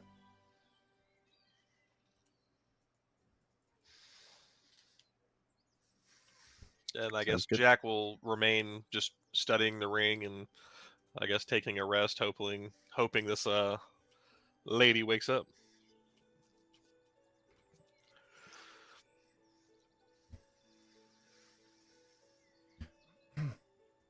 Okay. So after, so you guys can mark off a short rest. Yay! As will. There is short rest. Short rest. Bruh. Oh, I get +2. That's fine. Okay. I'm not even mad. Imagine having to roll hit dice. Jeez. I'm surprised a Ranger's hit die is a 1d10. Ridiculous. Ridiculous, I tell you. I know. Why did it not roll it for me? What are my hit die? What are my hit die? Where do I see them? I rolled a 3. I was bummed out, but I get a +2, so. Mine were set to automatic, so I don't know if that happened for you. Nice. 1D. It didn't. My health is the same. Well, my health was max. Yeah, mine so didn't go up either. Brr. Mine is not max. Mine is very not max.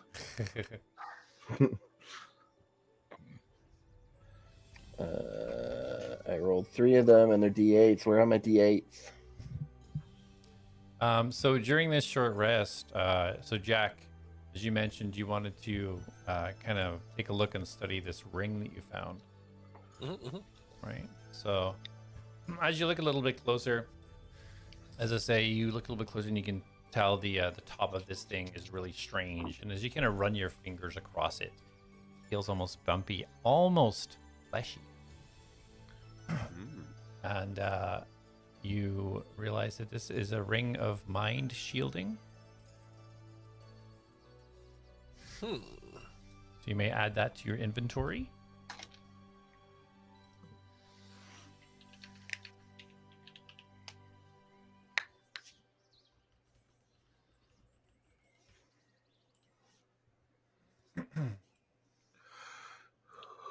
Was anybody else doing anything during the short rest, or no? I'm gonna, I guess, go through the bag. I'm actually, what I'm gonna do is I'm gonna strap it on, and then will the bag of holding fit inside of it? I guess technically, kind of. You could smush it in because you kind of made it similar dimensions. So, yeah. I'll just slide it in so that I can just use that until Okay. I can have the enchantment shifted off. Cool. Yeah, awesome. You now are brandishing your Atlad sack. Yep. Holy crap, Corey had so much money. Watch out, buddy. Watch out. I'll pick you up. I'll pick you up. All right, so after the It's squirming. the hour kind of comes to a close. Dante kind of dressed it all, kind of starts to stand up. Said, "Well, I wish you all the best on your journey, and perhaps without a guide, you may want to pick one of the safer routes. But of course, I'll leave that up to you. Jack, take care of them, will you?" I will. Thank you, Dante, for being a guide, and I, although it was a short time, I definitely learned from you, so thank you. And he's gonna go up and dab him up. Okay. Yeah, he'll meet your hand as a. Well, perhaps more lessons on another day. Yes. Yes, sir. Till we meet again. And then he goes over to Darius. Just kind of kneels down if you are still kind of inspecting your stuff there. Darius, don't be too hard on yourself. I know you feel somewhat responsible and such for your friend, but you can't control other people. You can't protect everyone. Just save who you can and be happy that at least you can save even one person. Sure. Thanks. Very well. He stands up and starts walking over towards his horse. Well, doesn't even acknowledge the giant owl in the room. Are you still owl? Isn't it? Oh no, it's more than 1 hour, isn't it? Because it's not Yeah, polymorph. it's 4 hours. It's freaking Yeah. okay. Yeah. So he. That's why I'm like, I'll stay in it for now. Yeah, he, being you an owl, most he honestly wouldn't address you. I love it. No, I love it. Yeah. So yeah, you see, you guys watch him as he kind of leaves the the hut and unties his horse, swings the leg over. Give you guys, he kind of does one of these as if he's wearing a hat, but he is not. And then pulls the horse off to the left and starts heading off to the west. He goes off out of sight. Where the hell? And just to clarify, we're at the Catervie hold area. That's the crossroads you're talking about. So you haven't gotten that far yet. That's further down. Oh, okay. That's okay. You're kind of halfway between Cynicalum and the Caterva hold. Okay, yeah. All right. So, does anyone have any ideas on how to wake her, or should we just let her come to on her own? I think all three of us should loom over top of her and gently stroke her arm to wake her. I am already like scuttling, like over to her, so I can loom over her.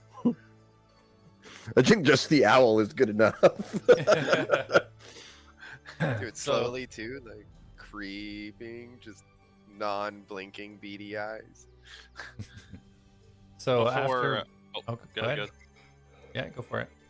Well, Jack, as he's kind of sitting there, he's gonna pull out of his bag the leer, and he's gonna kind of walk over and just hold it in front of Darius. That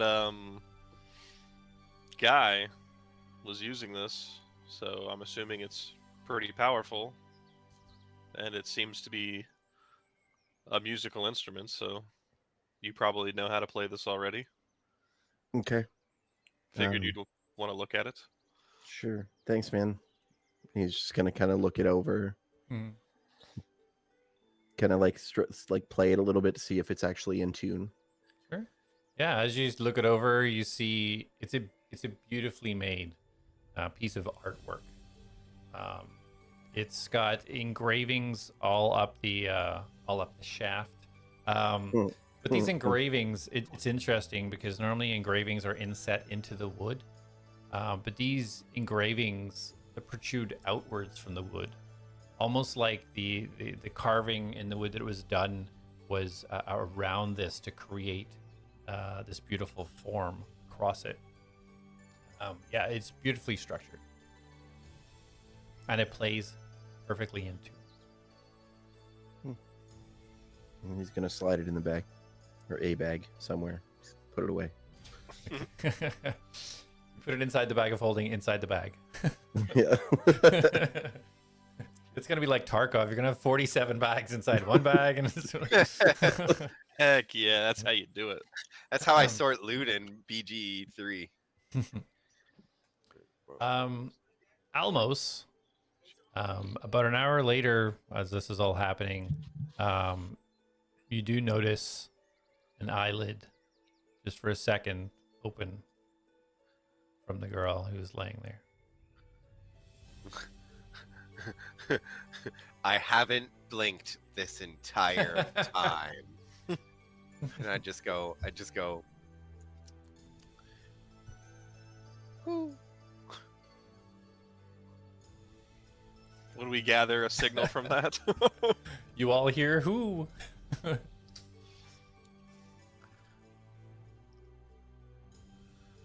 Jack's gonna look around. Sorry. Yeah, roll perception.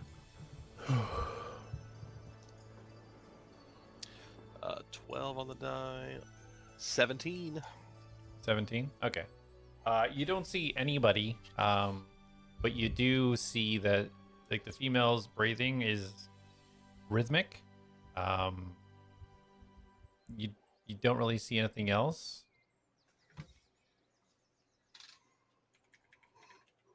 Well, actually, from where you had the hut set up, as you actually take a look around more detailed at the scene, you do see about, we'll say about 20 feet to the northwest. You see huge scorch mark within the trees. Who sees this? Sorry. Jack, he was asked Okay. to take a look around. So I see scorch marks. Okay. Yeah. All up the side of like 3 trees that are together. You just see them almost like you can see the ash and stuff burnt away. Jack's not too worried about it right now. I guess he was more looking in the area or inside the tent, but I guess he's gonna wait until the girl gets up. I have. Hold on. Am I holding on, or was that an inside voice came outside? Kind of both. Like, I would like to do something, but like, if there's anything happening while still in the bubble, that's fine. Okay. Well, not my Almost just went. Whoo. Jack looked around, seen the scorching, looked at the girl, didn't really see any change. Yeah, I don't. I thought I don't know why I thought this, but I thought I had smelling salts, but I don't. Okay. So carry on. I guess while waiting, Jack's gonna get the staff out, start looking at the staff. Yeah. So yeah, as you pull the staff out, you take a look at it, and carvings on this staff. Sorry, did you put the ring on, or did you just? I just identified it. Okay. Right.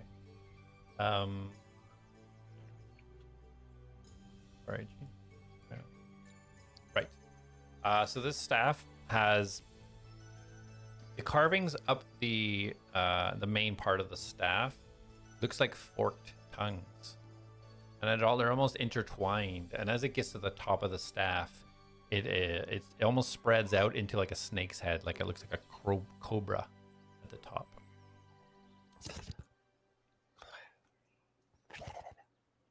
So if you spent the hour looking at it, yeah, he's gonna spend the time he has to identify it. Yeah, so you have a staff of the python. Are we just standing around watching him identify? Oh, I'm watching her, but for the hour that you're identifying it? Yeah, That's right. So Yeah, as I you're Going crazy. yeah, go. Darius would have just sat there in like silence. Okay. Unless someone actually like spoke. Like, he's not ignoring anyone, but he's also not like trying to engage in conversation or anything.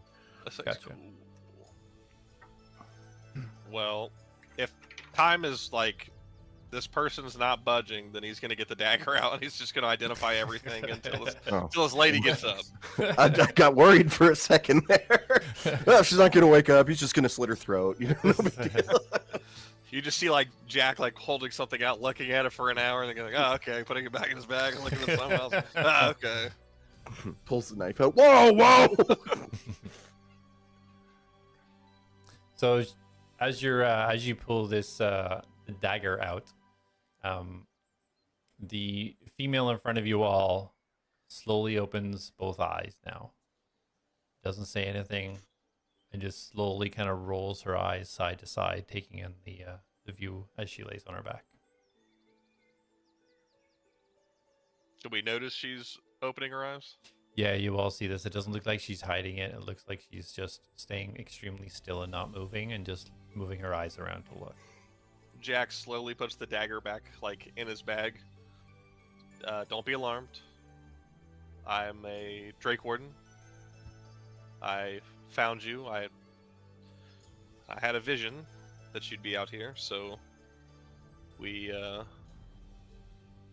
made our way this direction, and I found you laying in the grass and brought you here. And Reen's snuggled up beside her, right? Like, yeah. Protecting her? Yeah. My Drake is beside you. We've applied medical treatment to you and done our best to make sure you're okay. It's more magical treatment than medical, but you know. Keeps looking around, looking up at this giant owl. Her eyes kind of like fixed on that as soon as she notices it. He's fine. It's just Mastos. Don't worry. You are safe. We are in a magical hut that no one can enter. That's probably, and I'm gonna shift it to transparent. It's probably not reassuring, Jack. Well, it's not my spell. It's just a hut that we put you in to protect you so you could rest. We healed you. And now we're here. Well, if you are surely helping me, I do appreciate it. She finally speaks. What's your name? My name's Carlene. What's your name? Darius. Darius Silverstrom. Darius, and what's this giant owl doing here? That's Mastos. He's a druid. He Yeah. can shapeshift. Turns into things. My head slowly rotates around. He does that a lot. As soon as she kind of starts speaking, you see Reen for the first time since coming into this kind of clearing, just kind of almost relax and let her kind of like a breath, and immediately moves her head in towards this female. And as she notices as she's talking, she lets out a little smile on the side of her eye and leans right into it and starts scratching behind Reen's ear as Reen kind of like leans in.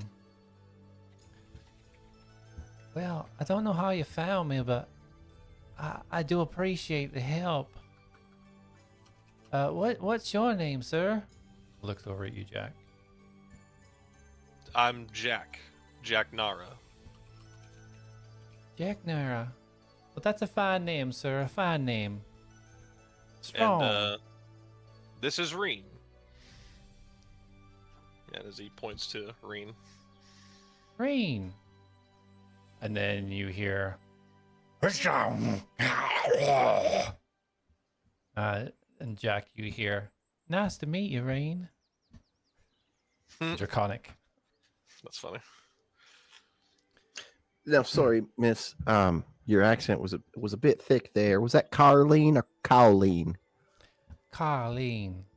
All right, thank you. And she kind of like, she looks further past you guys now to try and take in exactly where she is.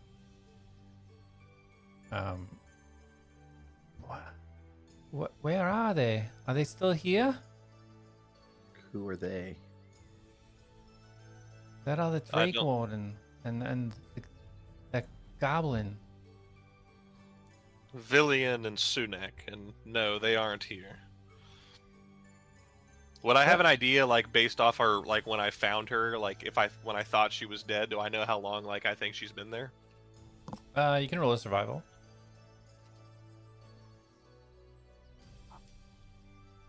Or a medicine, whatever, either one you can make work. Survival is... Why can't I read? I'll get a +5. Okay, 10. 10. You can't really tell. Okay. I'm not sure how long ago it's been, but how long ago did I have the vision? It was just yesterday, right? It was 2 nights ago. 2 nights ago? Yeah. I had a vision 2 nights ago that you were being bound and Villian was doing whatever she does to kill a drake. How did you do that? How did you kill a drake? I don't understand. Normally I can bring Karash back, but she didn't apparate. She didn't disappear when she got hurt. It's something to do with her ritual, and I believe the weapon she wields when she does it.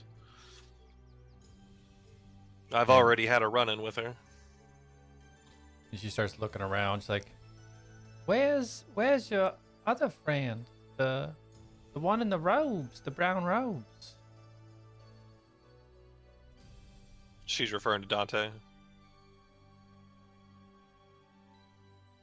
He had brown robes. He was the one that saved me. He's Wait, not what? with you? They were Brown. they attacked Resh, and then they were coming for me, and I thought it was the end. And out in the forest, there was a fella with brown robes. Got their attention, and they chased him. I thought it was maybe you. I didn't stop anyone. I stumbled upon you unconscious. Where's all my stuff? My stuff, I gotta get it. And she starts kind of scrambling to get herself up. Well, I didn't take anything off of you, just so you're aware. So the way I found you is the way I brought you here. No, it's here. It's here by the tree. And she gets up and starts running over to the tree. Jack will get out and follow her. Well, and I snap my fingers, and instead of taking a minute, the dome actually disapparates.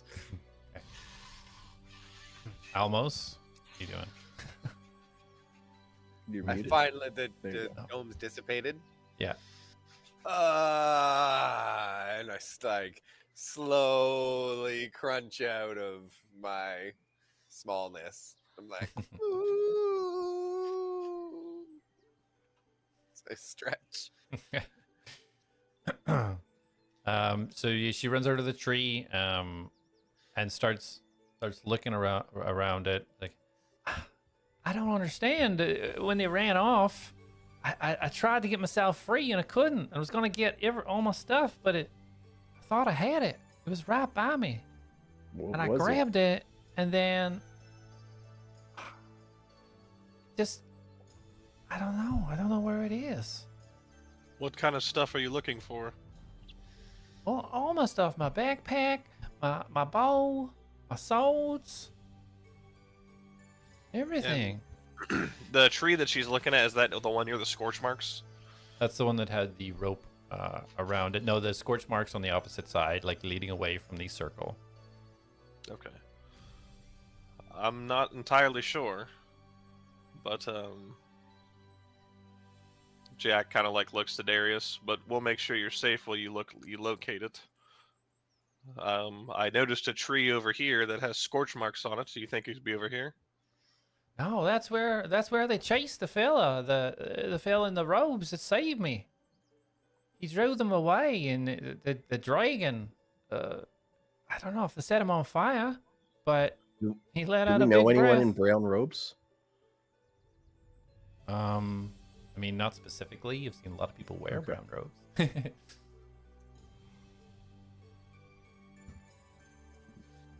Well, I I don't can know. go look that way where he was or went.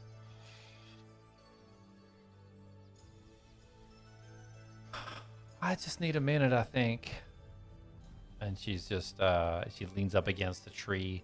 You can see during this entire interaction as she's moving around that she's purposely averting her gaze from where the circle is. Every time she looks around, she bows her head to kind of not look directly at it. Every time she's moving around, she just leans her back up against the tree and closes her eyes a little bit. Yeah, just a minute, I think. I need to focus. Jack's gonna think Tareen, stay with her and keep her comforted. I don't know if she can resummon her Drake or not. And he's gonna start heading towards the scorch marked area to see if he can locate anything. Okay. Almos, what are you up to? So I reckon it's almost like about 3 hours because we did the hour for Jack identifying. He did it three Twice. times. Twice. I didn't get to do the dagger. Yeah. Oh, So you've okay. had it about 3 hours. Say, yeah, you get an hour left. I'm gonna scuttle over to the. Do I see the scorch marks? I'm gonna take a look around. 290 degrees. Roll a perception. Oh, that's a nat 20. Nat 20. Yeah. Nice. Almos is the win. Yeah. So you scan around. You immediately clock the burn marks, and as you get it, kind of study a little bit of a closer look, you can see the burn marks do originate kind of at a smaller point and reaching out into a wider range across the forest. So you can definitely tell whatever made this was kind of going away from the circle. As you get a little bit closer, you can see multiple footprints. Is that perception? You see two sets of footprints leading away, but you also see huge claw prints in the mud. And you see another set of footprints leading away from this group that was pushing towards the other footprints. You clock 3 people total and 1 giant beast. I will. Or no bodies, just 3 footprints. You see no bodies, just footprints, and scorched areas. You do see, well, with that perception, you would see some blood as well, spattered. About 10 feet past the burn marks, you see some blood splattered across some of the leaves in the trees. Not a huge amount, but something. Just a little bit. Yeah. I'm gonna follow the animal tracks. The Okay. larger set. Yeah. All right. Go ahead and roll a survival. Ooh, that is not a good roll. That is a 3 on the die, just so you know. As I look at this, it's not going to be high. Yeah, so I'm using my survival, right? Survival. Like Or if not, mental base checks wisdom. are your normal Survival. form, like physical ones would be your. Okay. Yeah, but that's a 10. Okay. Yeah, so you do see the large tracks, and you're pretty sure if you spent enough time, you could follow it, but it would definitely take you some quite a bit of time. It's up to you if you want to invest the time to follow or not. I will. Whoo!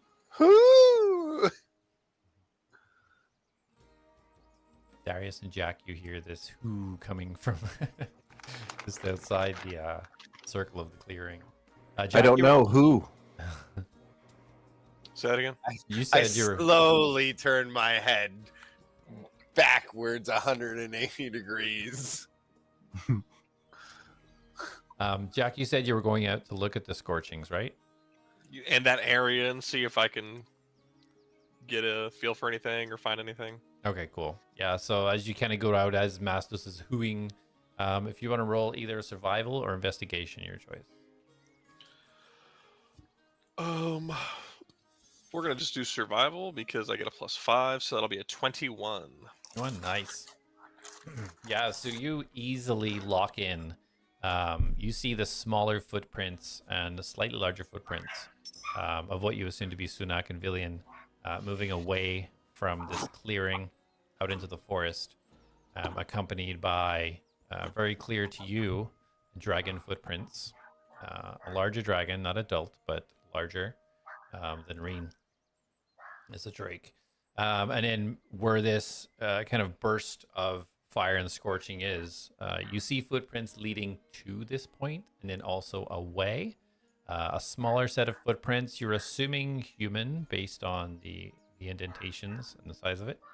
And then you see off to the right, as you kind of push out a little bit more, you see a piece of brown singed cloth laying on the ground.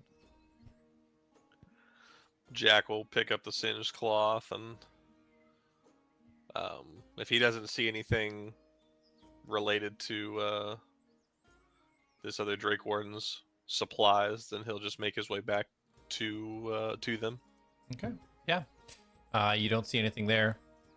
Beyond that. Then Darius, sorry, what were you doing?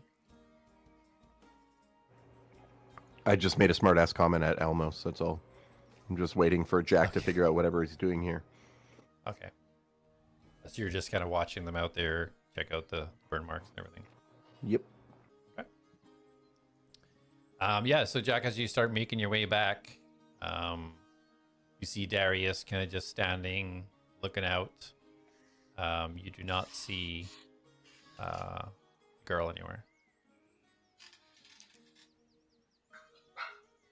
She's not where I left her, She is not. and Reen's not. Rena's sitting right beside Darius, just watching you and Almos, the forest. So she did not listen to my command to stay with her? It would appear not. Hmm. Or maybe she did. Jack walks over and looks at Reen. Where did she go? Huh? What?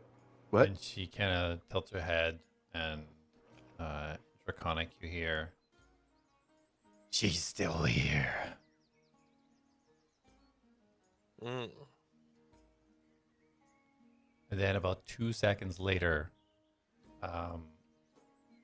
Jack and Darius, well, Almos, you'd be facing this way. No, Almos is still following the footprints. So yeah, Jack and Darius, you see, well, 2 seconds later, you see this girl stumble from behind the tree that you left her at and fall down on both hands. With the backpack in one hand, you see a bow kind of like just slide out beside her. Hmm. I think she found her stuff. Yeah, well, I got my stuff. I was kind of worried there for a moment, but I think I'm good now. Why were you worried?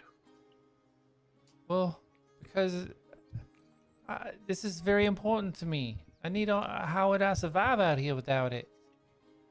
We could help you. Where are you headed? I was heading to Sinacalum. Never mind, we can't help you. Well, that's where I was going. Till all this happened. You want to come to Arokan with us? Well, I don't know what to do now. Maybe I should head home. Maybe I should go back to the keepers. I don't know. Look, man, I can't make a decision for you. Wait a minute. The keepers? Yeah. The keepers of the West. Yeah, you're a warden. You know the keepers, right? I know that there's the keepers to the west, and I've been tasked with getting a dragon egg back there. Her eyes immediately wide. Dragon egg? Mhm. Well, I didn't even think it was possible anymore. That's amazing. You got a dragon egg? How did you get it there?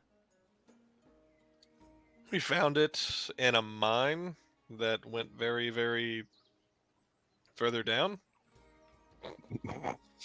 How? Wow. How are you incubating the egg? That's like techniques that have been developed over years. That's amazing. We found it in lava.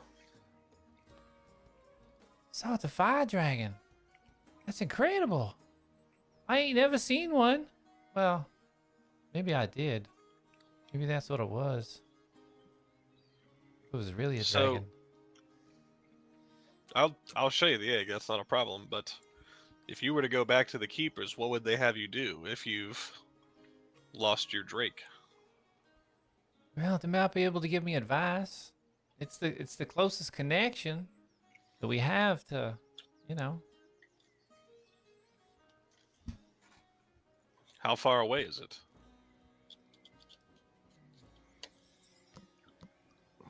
Probably take about a week. Although I don't have as easy a way to travel now. Maybe longer. What do you mean? Well, I'll be traveling by foot now. Koresh is gone. Are you sure? Yep. Reen said that your Drake would be okay. And she looks over at Reen, kind of gives like a half smile.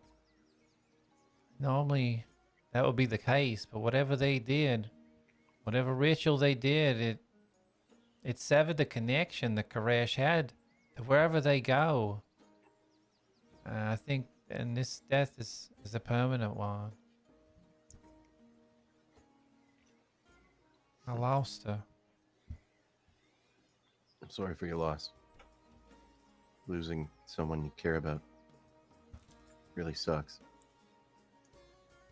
It was my fault. I was responsible for her. She was trusted to me, and I let her down. How did Vivian or Villian find you? It's gonna be the whole Vomorian thing again. You even said it wrong.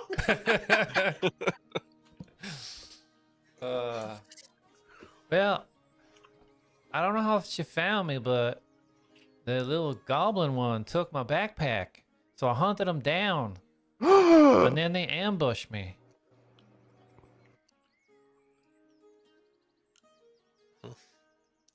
They did something similar, but they were outnumbered, so they fled.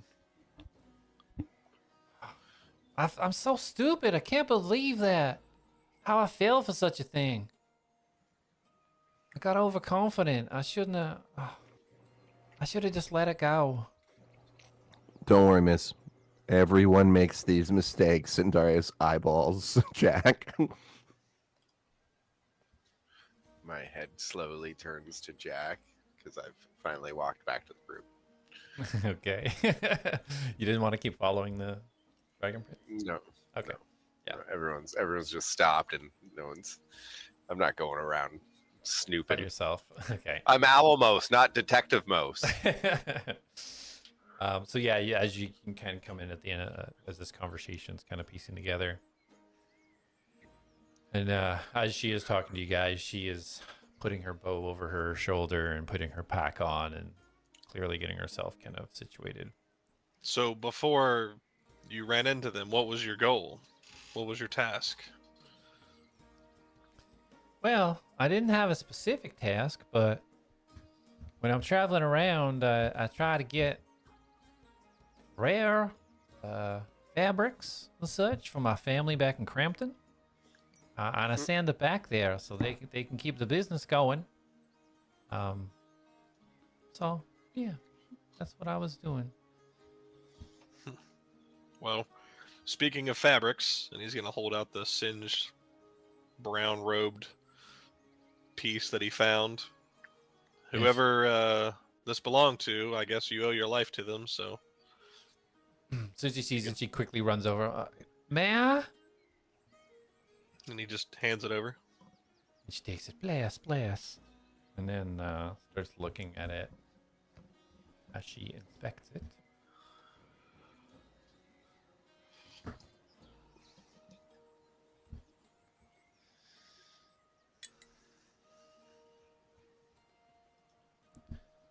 She kind of looks all around. I don't know. Can anybody? I can't tell head and the tails of this. It's just a robe. Nothing on here, no markings or anything. Where did you find it? Over by the scorch marks where you said that those people ran. Maybe I can find him. Maybe he needs help. Do you think maybe they're chasing him down too? Oh man. I don't know what to do. What? Is there any resemblance between this girl and Jack? Roll an investigation. Or an insight, your choice. Ooh. Deep south. Okay, so investigation or Insight. What? Insight. Investigation's better. I rolled a natural 18 plus 4. 22. So she does have delicate features, like Jack, and long blonde hair. But I don't think there's a family connection. You just think they have similar looks. Okay. There's not Is like Jack a prettier? designated. Huh? Is Jack prettier? Depends what side of the coin you're flipping, sir. That's not necessarily true. It could land on its edge. Like, but no, because you don't have to be on the other team to be like, that guy's a pretty man. I don't want And to give they him a could be yes or no. significant That's more my pretty than thing. that. I don't want to acknowledge or decline his handsomeness in comparison. I was actually thinking you meant is he pretty for looking like kind of like very feminine, or is he Oh. pretty for looking kind of masculine? That's fair. But yeah, no, you do see like, you know, similar bills and such and delicate features. But no, they don't look to be. You assume not really. She was the girl from the dream, right? We did see a picture of her, didn't we? Mm-hmm. Yeah. Oh yeah, right there. Yeah, no, she's definitely prettier than Jack. Sorry, Jack. Oh, you got a picture? Is it? It's an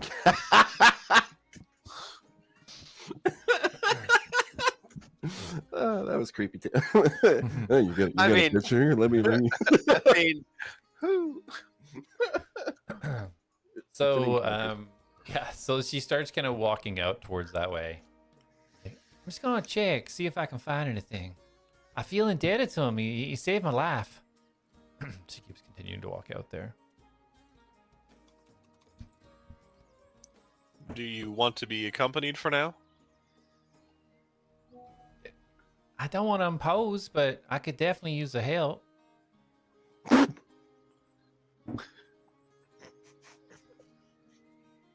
Jack looks to them. I think it would be best for us to at least help her for a little bit before we get back on our way. Okay. Whatever. Okay, so she starts kind of like going through the bush down where the burn marks are and the footprints, and just looking through. Dang, I can't get a track on this. I see some prints here, but I don't see where they're going. Who? And I'm like pointing to like where the tracks were going in like a weird angle. With And my she wings. turns and thank you, Almos. My head like. Woo. She starts walking forwards. You see her walking like 10, 15 feet. I 20 walk. feet. I start walking. Okay. Following her. Darius, I Jack. will follow suit. Yep. Okay. Yeah, Jack's he's gonna stick pretty close to her. Jack, Reen, as soon as you started leaving the clearing, Reen just got about 20 feet in the air and is kind of just cycling above you guys, just keeping an eye above. Perfect. Yeah, she follows his Mastus's pointing.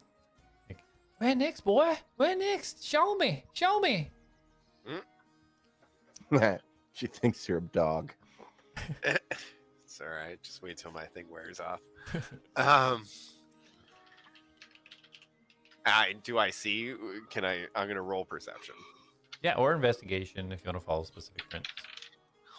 Well, I have advantage on. Oh, thank God. Fair.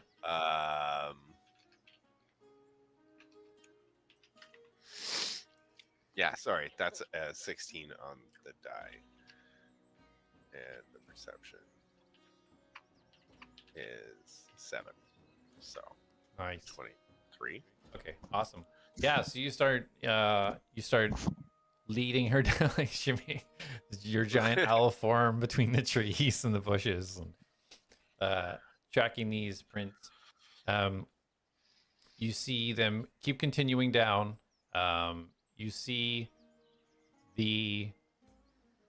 after about 2 minutes of traveling, you see an area that it's not a perfect circle by any means, but the bushes, the trees, everything in that area is trashed. There's cuts, there's scorch marks. You see some arrows stuck in the trees surrounding, some of them all burnt down. It looks like there was some type of battle go on here. And then you see the footprints split off. You see smaller footprints, one set of footprints head off to the northwest. And then you see the two other sets of footprints go to the northeast. You do not see the dragon footprints continue anywhere. I will put up my wing as to stop everyone. And if everyone has stopped, I will start shaking. And my feathers will start to come off, and I'll start to get smaller and smaller. And I will revert back into Mastos. Okay. So as you stop and start shaking, the female starts like petting you, thinking you're like asking for it. And as you start to just shrink down, she just ends up petting the back of your head as you kind of, and then she just kind of like slows down and just kind of stops and holds her hand back. Well, nice to meet the real Mastos. Hi. Hi. Mastos really liked that petting. Pet play.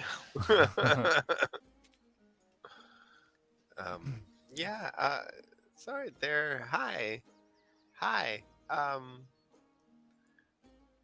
I lost sight of the dragon footprints, but the other two sets, they go this way and that way. But there was a battle here.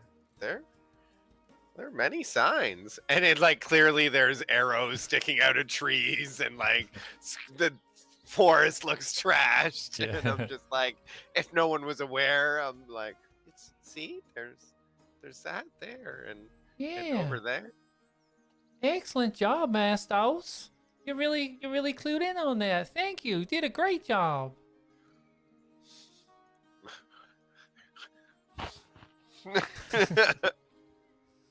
Shies away. Thanks. Well, what should we do? Should we follow the two that way, or should we follow this one? What are we thinking? Jack, who do you want to find? Are you adamant about finding the brown-robed man? I want to make sure it's okay. I feel almost responsible. If I wasn't in that situation, then he wouldn't have been attacked. Well, Jack, I guess we'll start looking to see if he can... Like, did we find the footprint of that specific person? Yeah, so it looks like small footprints heading off to the north west, and then what you recognize clearly now to be Villian and Sunak's footprints going off to the northeast. Well, stick close, and Jack will start following the tracks. Okay. Which ones? You know, the tracks. The gentleman that she wants to go find. A smaller set. Okay. Yeah. All right, so she Excuse me. yeah, so roll a survival, Jack. You're leading the way. Yes, Jack will be leading the way, following the footprints. As he's like trying to lead the way, I will like look at the ground where the footprints were, and I'll look for the small set of footprints, if I may. Yeah, for sure. You can do either survival or investigation. Cold.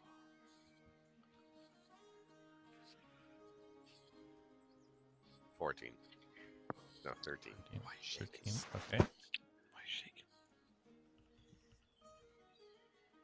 And what was your survival, Jack? 1 second, I have not rolled it actually. Okay. 13 on the die, survival, I'm pretty sure I get a +5, so 18. 18. Okay. So, Jack, you get a bead on these footprints pretty good.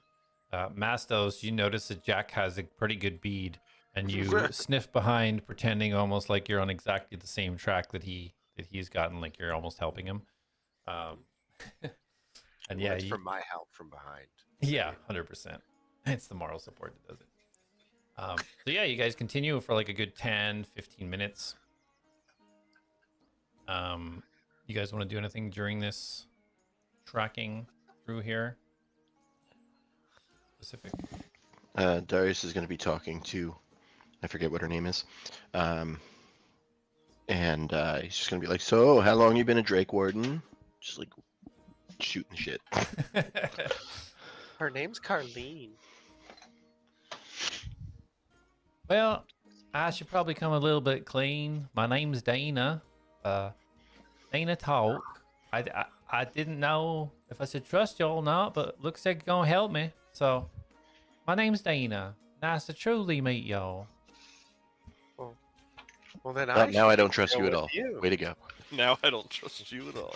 Right. My name's Lapidus. Lapidus. Wow, Wait, not what? Mastos. You're hiding yourself from me No, I too. That's Oh, cute. Real me. Real me. That's cute. Real you? What do you mean? Is the owl the real you? And then this is what you change into? Oh no, That's almost complicated. is. No. I changed into a lot of things, like the real me. So he's a creature from the Fae, Right? and this is like his middle form. So if for some reason his body reverts back to this, he has another form that's his true form, I guess when he lived in the Fae, and then he can also shift into a bunch of different creatures. Once that I've seen. That's pretty impressive. It's like a changeling. Yeah, except he can't turn into the other one unless I stab him and I eject the blade. Whoa, Does whoa. it stab me? Settle down. No need for demonstrations. I believe you. So, I mean, it's kind of cool, but that blade that weapon you got, what's going on with you, Darius? Can you change forms too? a little bit. And I cast Disguise Self on myself and make myself look like Jack. You bum. Well, you got a little bit more handsome. And she looks over towards Jack. Sheesh.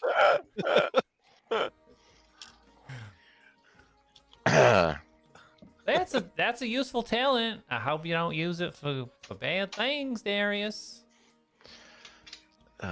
Me? No, never. I never do bad things. I am just a saint. Saint Darius got a bit of a ring to it. Yeah, right. Saint Darius. This chick is southern, bro. I like it.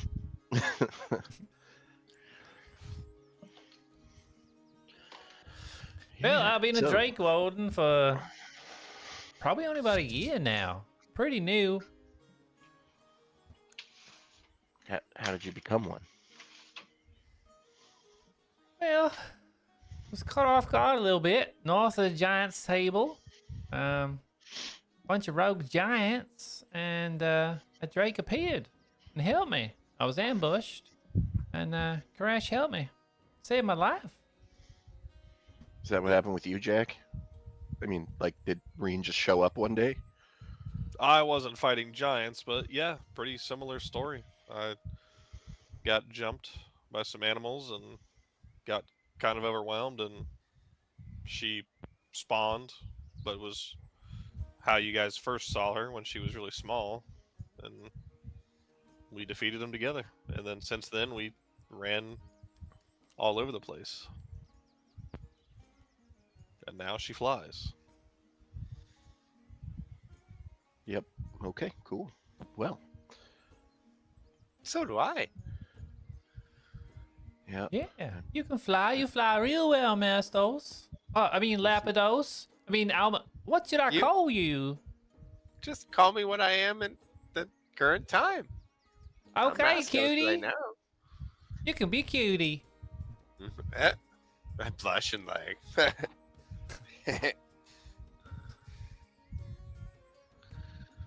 So continue to follow these prints. You can see that when you guys are following these prints, like for about a minute or 2 minutes after, you still see these kind of small splashes of blood. But then it fades away and you don't see any more of these trickles. So you continue going for about another 30 minutes. And the trail is getting harder and harder to track. So whoever's leading this, go ahead and roll another either survival or investigation. I got this. I'm about to crit. Oh god, I shouldn't have said that. Nah. Yeah, I'm gonna fudge my dice roll on this one. That is a total of 6 with a natural uno. Okay. Yeah, as you start pushing forwards, you keep losing it. You're like, you see the break in the twig there. You see like a little small indent of a heel there. But these breaks and these indications are getting further and further apart. And it's taking you longer to kind of scan and search for the next indicator. And it gets to the point where you just can't pin down where the next direction is to go. You've lost the track. So where are we going, guys? Well, I'm losing the track here, so I'm not too sure. Can I attempt to pick it up? Yeah, go ahead and roll a survival or perception. Investigation. 30-20. 30-20, not too shabby. Yeah. 13 So on the Jack, die. yeah, as you're kind of scanning and searching for your next indicator, you see Mastos just hop up to the front and point at a very blatant twig that you missed that has been cracked in the direction of the northwest. Sorry, my eyes are sore. I like roll my eyes at that, but like I'm looking at the twig so he can't see me. It's okay, Jack. You've been looking for a long time. Take a rest. Mastos has got it, right, Mastos? I'm pretty good sometimes, yeah. Second pair of eyes never help, and I get all blushy and like. All right, cutie, lead the way. If I was prone to nosebleeds. Master Roshi. So Mastos yell up picks- to Mastos. Yeah, I'll pick up the trail. I'm gonna yell up to Mastos. You got this, buddy. And I'm gonna give him a bardic inspiration. Nice. 21 for survival check. Awesome. All right. So you continue following the trail. And you travel for a good 2 to 3 hours. Every now and again stopping, rechecking, and following this trail in the direction of continually northwest, eventually starts to pivot and go west. It's, It's coming into evening now, but you see the sun like slowly starting to come down. so if I was looking at the map, it would be the Durham region. Oh, that's southwest. very far travel. Right now, you can tell based on especially Darius having kind of being detailed on the map, you guys will be coming very close to the Katurva hold. Mm. If we followed this more to the southwest. Yes. Yeah. Yeah. We're getting close to the Katurva hold. It's in the distance if this trail leads there. Well, maybe went there for cover or spend the night or something, but that place is, I don't know, it's just a ruin on top of a hill, really. Not much to see there. Maybe he went there for refuge. But Possible. would the Katurva Ingagar have set up there? Well, it used to be one of their old bases, but years and years ago it was taken over by goblins. But that was decades ago. Yeah, it's all Oh. locked up now. all died or something. Nobody's ever really been there in a long time. They used to keep special, the Caterva used to keep special things there, and they say that the goblins set up an ambush, draw them all out, kill them all, and took it over. So the goblins are there now? Oh, they say they're all dead years ago. But nobody knows how to get back into it. It was a secret. It used to be a secret hold until all this happened. Maybe your friend does if he went there. If that's where these footprints are leading to. Possibility. Well, at the very least, it'll make us a good camping ground for nighttime. Yeah, and I can put up the tent again, so... All right. So go to the hole then? Sure. I find that acceptable. Thank you, sir. I appreciate your permission. Thanks, Dad. Jack rolls his eyes very blatantly. All right. So you guys heading towards the Caterva hold? Or do you want to dedicate to following the footprints, or both? Or what? Both.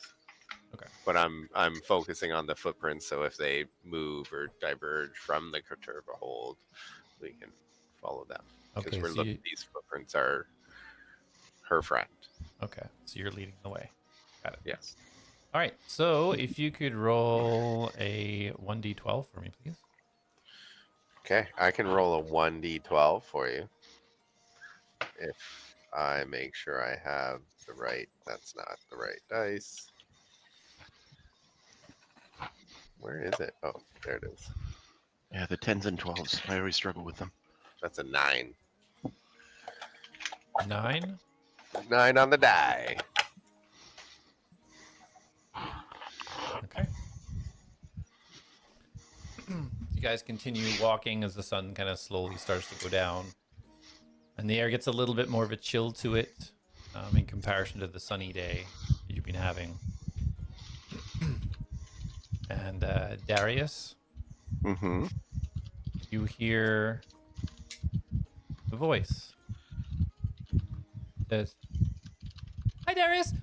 You didn't come for tea. So I hope everything's okay. But it's okay. I'm not mad or anything. But I hope you're doing okay. See you soon. Bye." Oh, fuck, Jonas.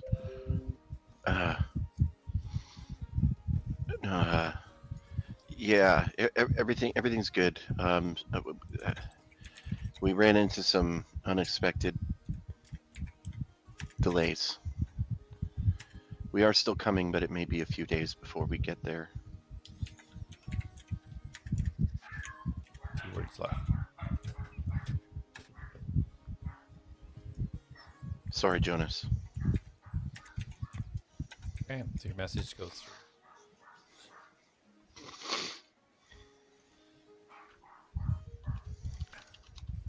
And you receive a message back. What? Well, that's okay. Well, I mean, I'm fine here. It's pretty exciting things that are going on. I hope you can visit because it'd be really fun. If it can be fun, maybe I can visit you. Ooh, where are you? Can I message back? You can try and see what happens. How are you messaging me? I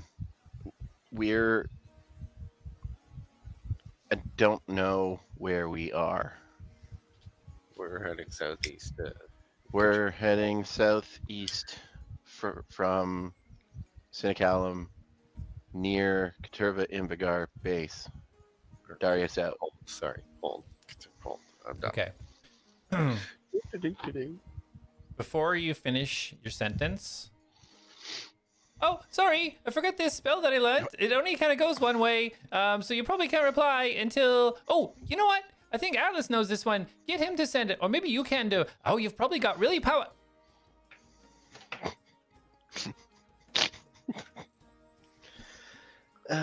Okay, well, I mean, she said it only works one way, so...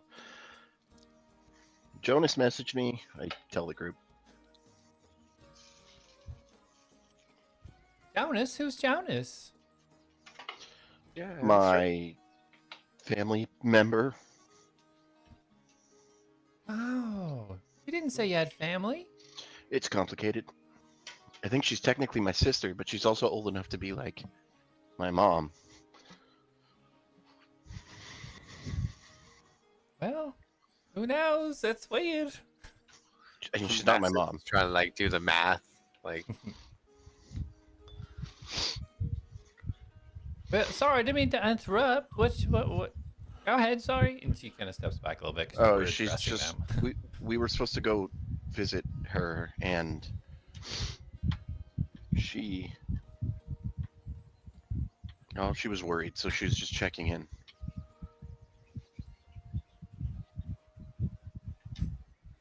All right. Well, can you message her back, or did you do that? I can respond, but well, no, I can't actually. She told me her message is only one way, and the person that could send long distance messages is no longer with us. All right. Well, I can't help you there. Sorry. It's okay. I will get stronger. And Darius just trails off, like stares out into the void.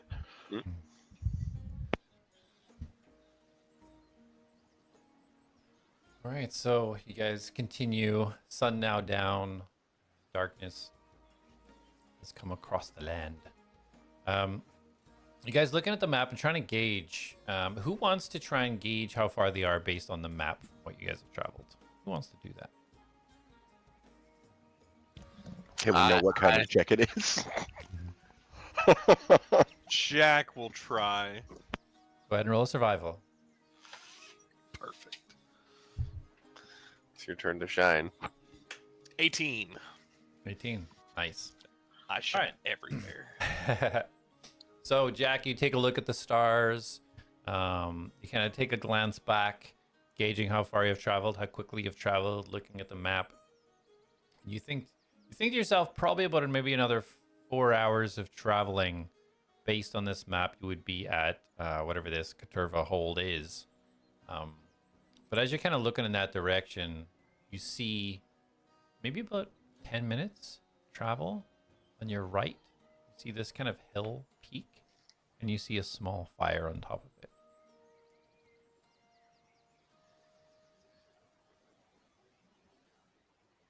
So I'm the only one that saw the fire? Yeah, you're kind of like trying to gauge things right now, the map, kind of looking around. So currently you're the only one that knows it. Well, I think I understand where we're at, but does anyone else see the fire and the flames over there? Do I see the look fire over? and flames? Yeah. Yeah, so with him pointing it out, you both see it now. Pretty high up on this hill, you see looks like a small campfire. Smells like a small campfire. All right. I'll go check it out, and I pull the hood up. Okay. Gauge is probably about 5 minutes walk from where you guys are. It's fine. Okay. Oh, Jack will also move up because he is actually really stealthy, and I never use a stealth ability. Is it time to not be suspicious? Based on what I've seen before, probably better to go a little bit quiet.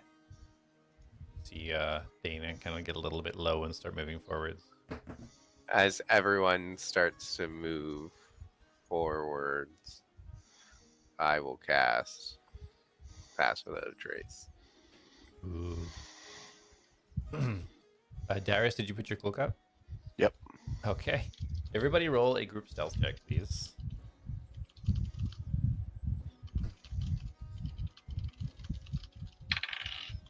Plus 10 from... Am I at advantage? You're at advantage because you're cloaked, yeah. No, a 17 and an 18. Plus 6. Plus 10. Darius is on another plane of existence. 34 for my stealth check. 34. Dirty nice. 20. Let me math because some small math I can't do in my head. 31 Nice. for Jack. Nice. And then Dana's 29. So you guys move forwards, and as you do so, you start to feel your footfalls get a little bit lighter as the foliage underneath as you're walking just slowly grows just a little, softening each footstep as you go by, making sure to not step on any twigs or anything. And the brush almost feels like it almost moves out of your way as you're moving forwards throughout the trees. As you get a little bit closer, Darius kind of leading the way on this, keeping an eye on this fire. Darius, if you want to roll a perception check for me. Can I get guide? Oh wait.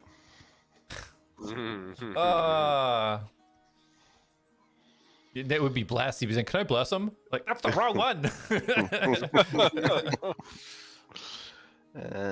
What was it rolling against? Sorry, perception. That's Perception. a 17. Okay. So as you glance up, you guys are getting a little bit closer now. As you look up, Darius, it looks like you can see one figure sitting by this campfire. It's up. The hill is about 50 feet up, and it is a gradual incline. There's some rocks and stuff, but it doesn't look very hard to traverse. Right, I want to sneak up. Okay. We'll continue with that stealth roll. So as you start to move up, is everybody else following or staying back? Yes. Mm-hmm. Okay.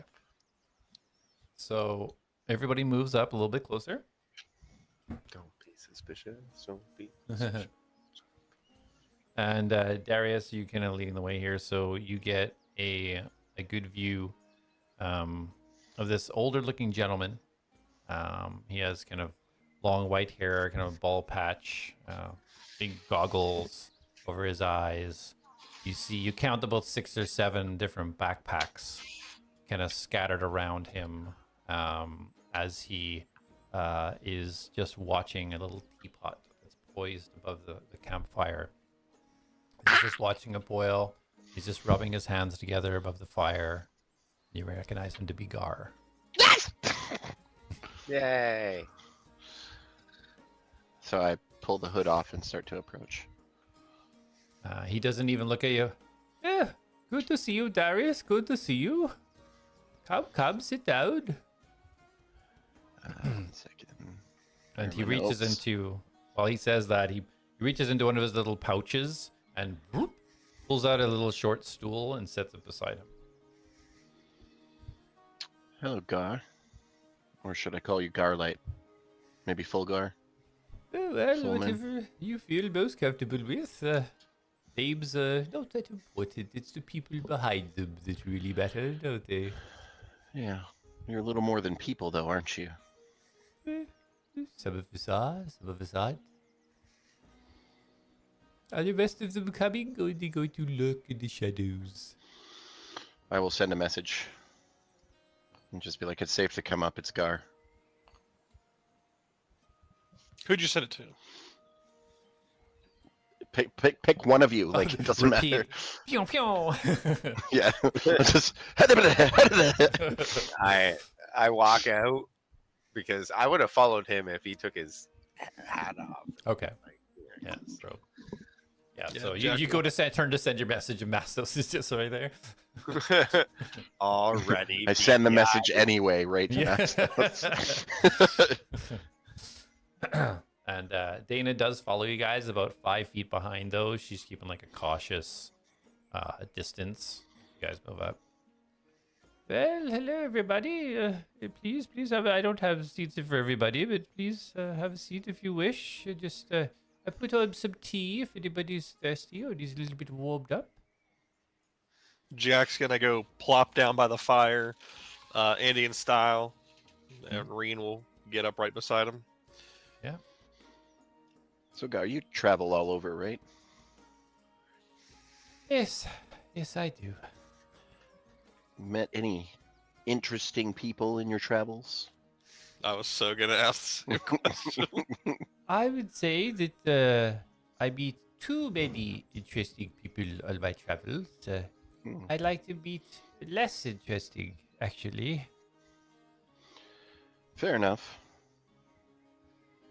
Anyone in particular you want to talk about? Anyone you want to name drop from another campaign? I do.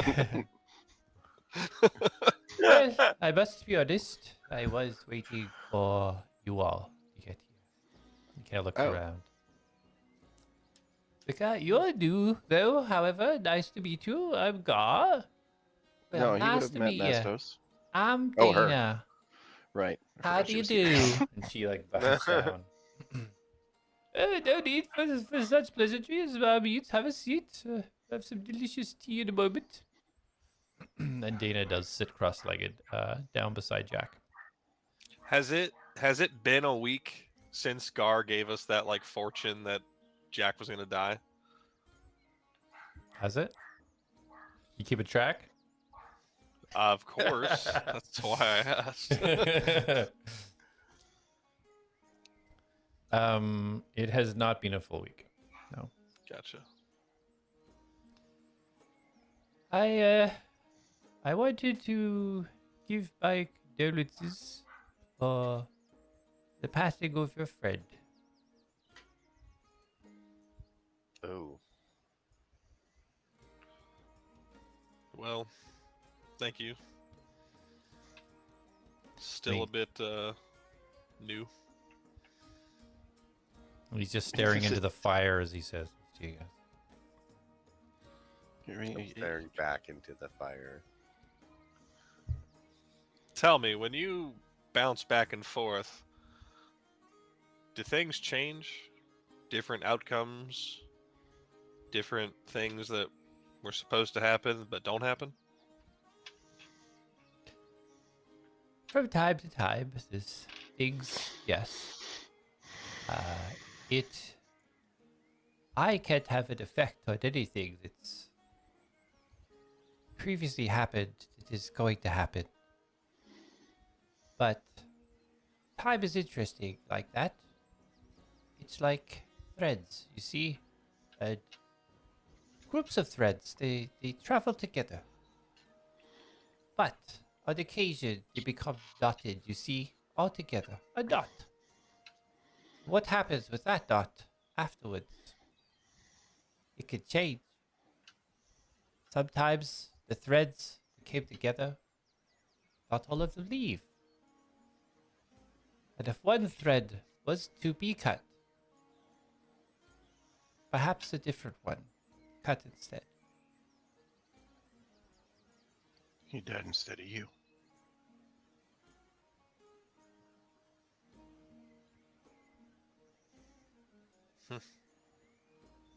Spooky.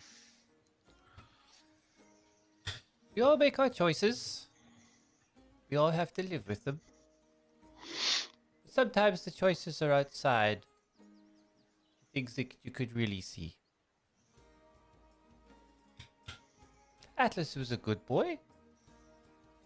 He had a kind heart. He was, didn't have a heart, did he? But he was working on it. But the decisions he made, I think you could all be sure that he had you all in whatever accounts for his heart at the time, I believe.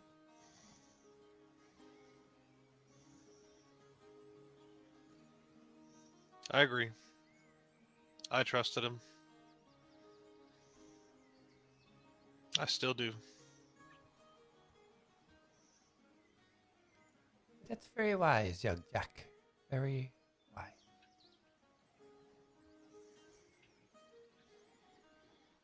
Well, if it makes you feel any better, I don't know if you already have it, being all how you work and all, but if you make your way back to town, there's an item there waiting for you that was given to Atlas, and he sold it immediately.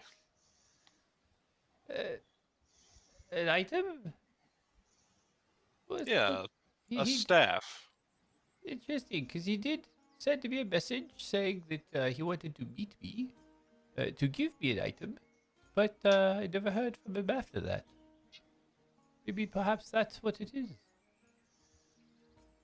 Interesting. Gar, Yes. Being what you are, how long have you been around for? He chuckled. It's not really possible for me to know, as I move back and forth. Okay. I was injured quite heavily, so when I try to travel, sometimes I get put where I'm not supposed to, and unfortunately, I can't control. What do you know about Sanguis? Well, I know that he's where he should be. You must know more than that. Oh, what do you want to do? You ask where he would be, and that's the answer. No, I asked what you knew about him. I didn't ask if you knew where he was. Fair, fair. What is it exactly you want to know, my thing? What did he want to do to the world? What was his goal? Or her? Tell us everything. Well, there's only stories, of course.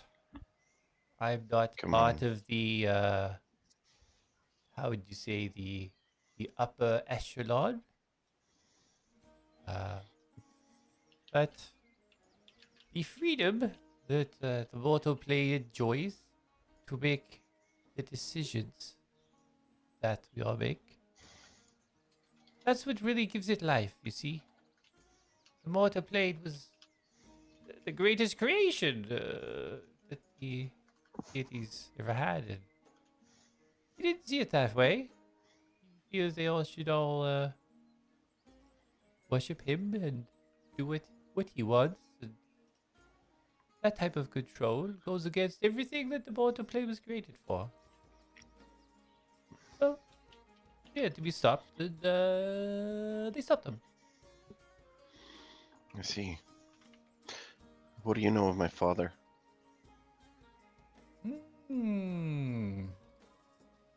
I know quite a bit about Mr. Magnus Silverstrom. Quite an Please. ambitious fellow. So I've heard.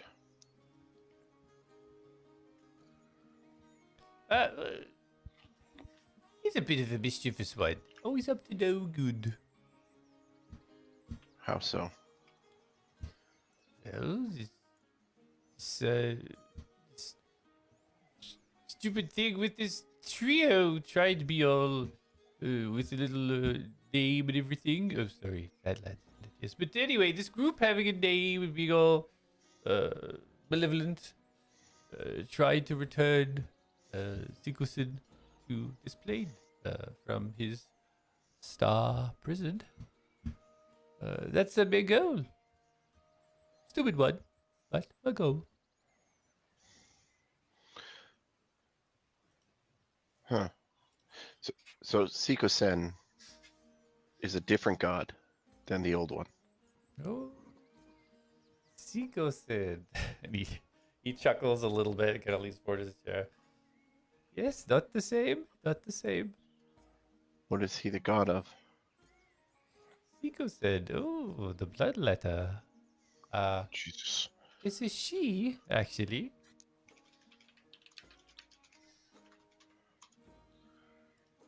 What is she after? Well, she's after what Mr. Magnus Silverstrom is after. So Bring is she down bound to her- his will? Is she bound to his will? Or is he bound to hers? Interesting how that works. Isn't it? We work for? Who do we work for? I would say they work together, but Magnus is obviously no match for Sigurdsson. So it could be by own free will, or perhaps not. Where is my father now? I don't know. Do you have anything that could help me see him? Hmm. I've heard of stones throughout history that people could use to focus on someone and they could see what they were doing. There is such a spell. However, never guaranteed to work. Do you have anything that we could perhaps trade for? Now you're talking my language. What do you have possibly for your friend Gar? I don't know if I have anything in my inventory. I might have to give up one of my things. Well, I have that. So I pull out the gem of brightness, the rope of climbing, the immovable rod, the teleportation stones. And that's all I'm going to pull out for now. Okay. And he takes a look. You mind if I just take a quick, more detailed look? Absolutely. So he reaches out. He immediately goes for the teleportation stones. Starts looking at them. Kind of just moves his hand over the top of it. You can see him running his fingers across kind of the engravings, the runic symbols on it. Okay, there you go. These places, maybe not those ones. Where do they go? They both go to Vinboria City for some reason. Well, that's where we found them. That would make sense. It's weird that there's two of them. Yeah, I agree. Do they go to the same spot?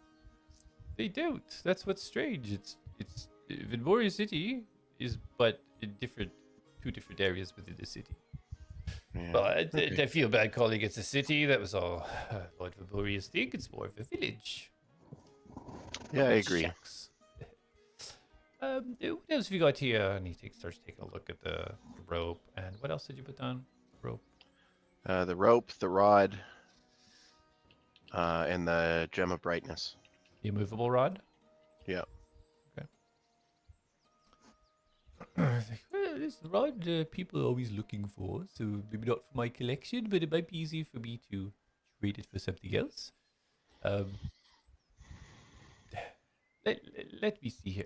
First of all, anybody else? Anything interesting for Uncle Gar? Perhaps a package Yeah, I've got deal? a few items. I've got a few. Something specific and special and unique? I guess that's up for you to tell me if it is or not. I also pull out from my bag one of the sanguine crystals. Ooh. Jack Don't get will caught pull with out. that. Jack Will is have gonna- your hand. He's gonna pull out the ring and the staff, and then he's gonna pull out the shield and the dagger. Okay. I know what these two items are, but I really haven't had the time to look at these two. Okay. Well, I do recognize one of them. So that's good. The staff. What is the staff here? Based off what I can understand, I believe it turns into a snake. Ooh. Quite interesting, I must say. Does it do anything else? I think it can fight, and you can hit people with it. Ah, excellent. A hitting staff. Okay. Yes, excellent. I might be interested in that ring. May I take a look at it? Yes. So yeah, go over and take a look. This time you see him kind of turn the goggle a little bit. You guys see a quick little flash, yellow flash. He looks at it. Ooh. Have any of you used this ring yet? No, I have not put it on. Nope. Okay. Well, it's a very useful ring, and it looks like it has a little visitor too. Hello. But What? I won't take that. Here you go. Hands it back to you, Jack. What do you wait? What? What do you mean? Are you saying it's cursed? Well, in such a way, yes. It won't hurt you, though. It won't hurt you or anything. What about the thing inside of it? Oh, it's just a suit. Somebody probably died wearing it and strapped it there. Oh yeah, they died all right. What was that ring again? It was a mine shielding.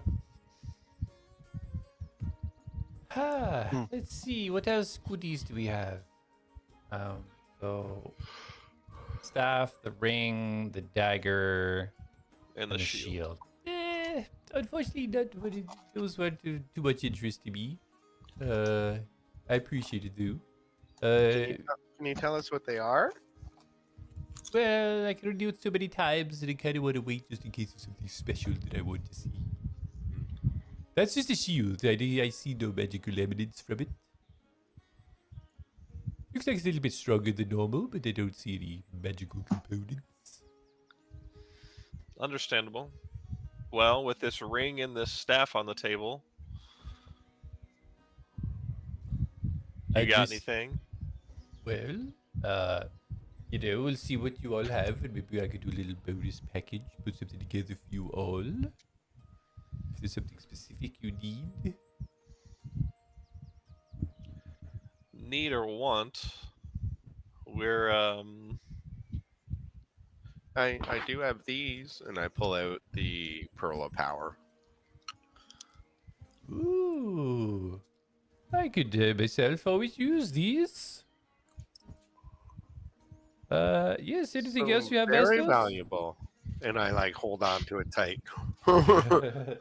It is indeed. It can get you out of a pinch. Very useful.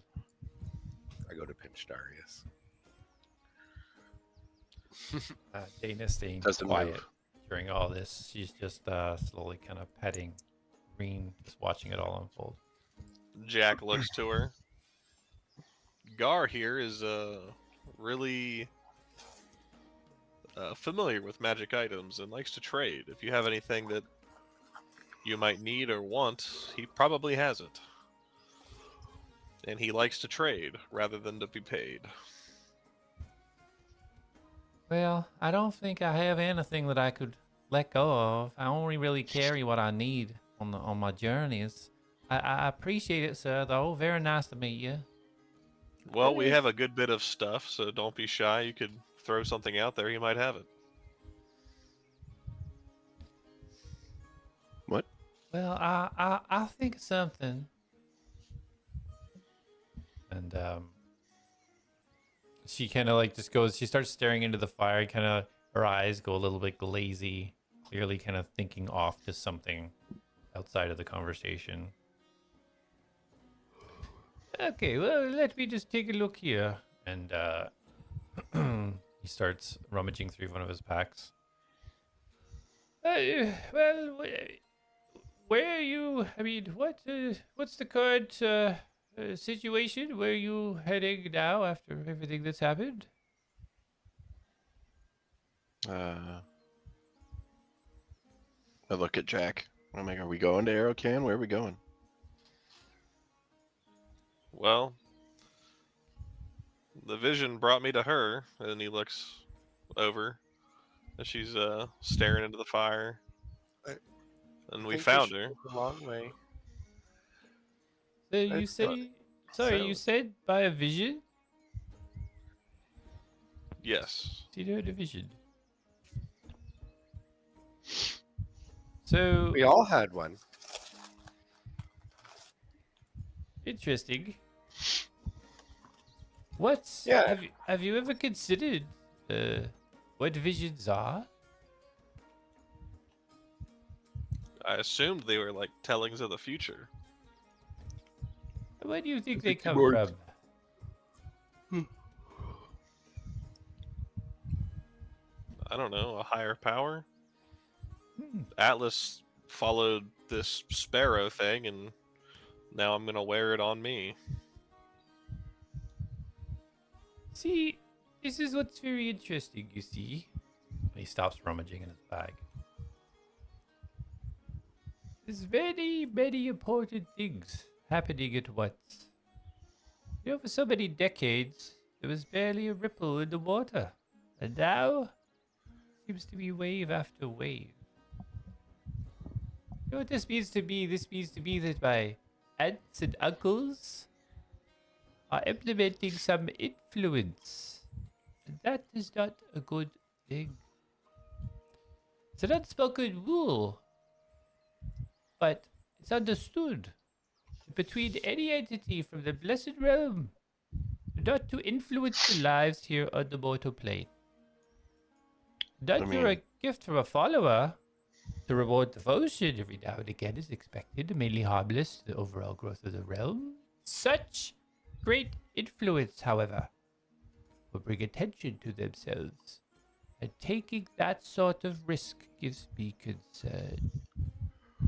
Well, if you have issue with that, then I guess you'll have to go talk to Demantrum, because I'm pretty sure we got it from him. The bathroom? I don't really know him. Well, these guys do.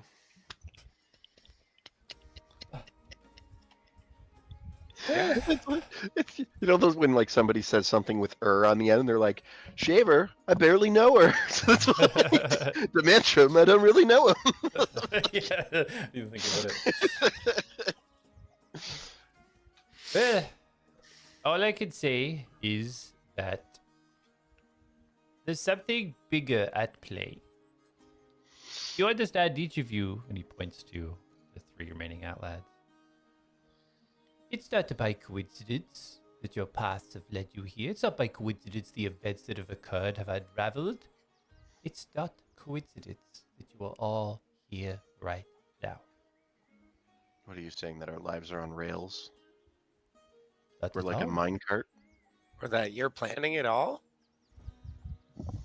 As I said before, the lives of this plane are threads. They go up, they go down, sometimes in a loop, but eventually at certain points, they are dotted. You are not? I am nothing but a collector, my friend Bastos. Nothing but a collector.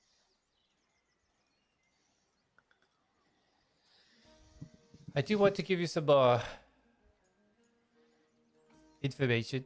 I think that the sacrifices that you have made without even knowing it deserves reward.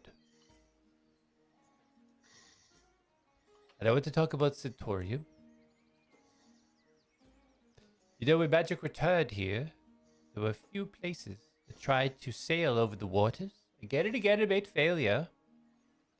And there are theories, as there always are when it comes to things of mystery. And it's believed that the very ley lines across this world were laid to infuse the world with the weave were destroyed by the cataclysm. With the return of magic, it was feasible to assume these ley lines, the thread around this world, were repaired. Curious, but this didn't seem to be the case. Yet, Centaurium, able to traverse the world at their desire. So I believe that it is Centaurium themselves to continue to try to keep full revival of magic at bay.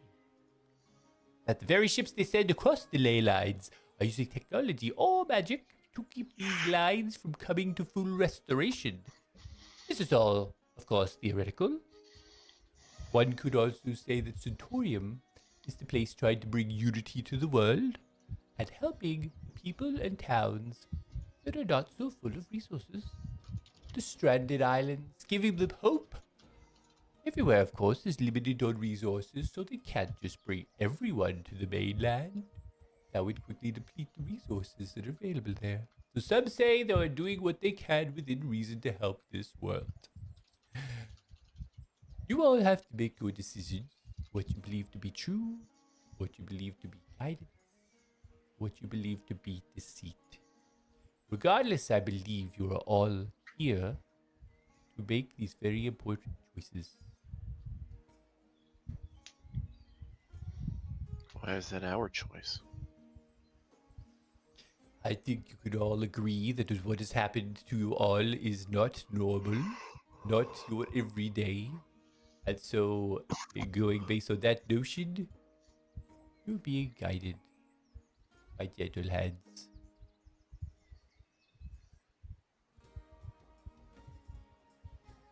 I guess that helps. Does it? If we're being guided by somebody who wants us to do something good for the land, then yes. But how do we know? It makes sense. Seeing it? that every time we find something out more about Centaurium, it just shows that it's not trying to help the world, but suppress it. Right. And maybe we are being used for a bigger purpose. By whom? Sparrow? Demantrum? Gar over here? I don't feel like Demantrum is going to have a gentle... He's a little more intense. He can be nice and gentle. See? He can also be intense. Smolderingly. Yeah. Yep. So, All right. Does that Yes, mean- of course. Sorry. He starts going through his. right. That too. So, is it the whole, like, let's go to Centaurium not a thing anymore? It sounds like we just need to go shut it down. You want to shut down an entire empire? We need We- to shut down the whatever it's called. Crap. My mind just went blank. The tournament? The tournament and the stopping of the tower and progression and get magic back to everywhere so everywhere can flourish so islands can take care of themselves. And now I'm gonna sound like the biggest contradiction. But what if them keeping magic at bay is stopping it from just completely going away? What if it started to surge out and they're keeping it so that it's flowing properly? And it sounds like you want to go hang out with your dad later. What? Isn't your dad trying to stop everything and take over the world with magic? No, he's trying to release some kind of god. For what purpose, I don't know. But he does understand what's going on with us. Probably for bad things. It sounds like if we have a lot to do, we're going to need some extra cool items to get us along the way. Mm-hmm. Yeah, he did mention something about we should be rewarded for the stuff we've been through or something. The horrible Uh, traumas. I thought he was talking about with information, but if he wants to give us extra stuff, I'm not going to say no. Jack can have only information. Oh, no, it was Yeah, Jack- information. That's what I was referring to. Yes. Sorry, this is like the blankest face, just like Yeah. I share Forgive that them. fate. They're very materialistic.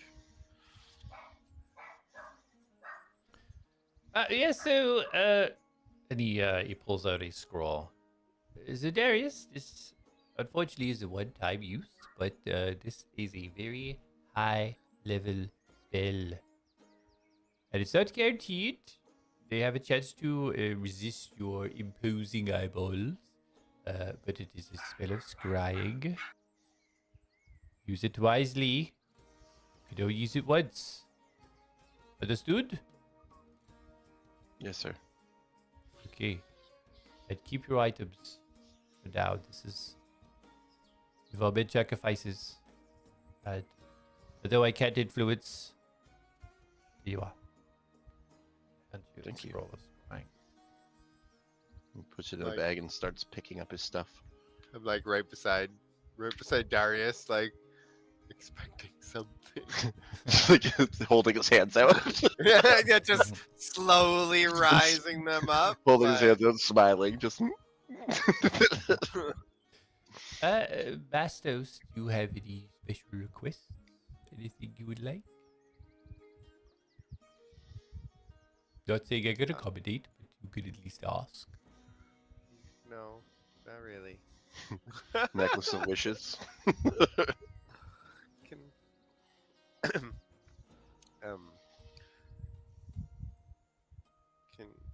fix this?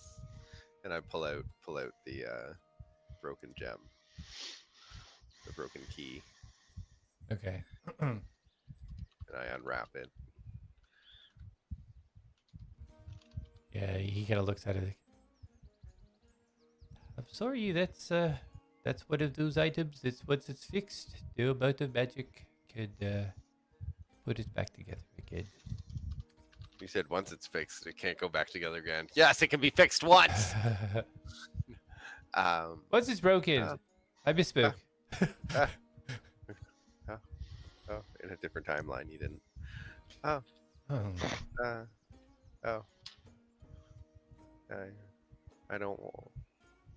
I don't need much.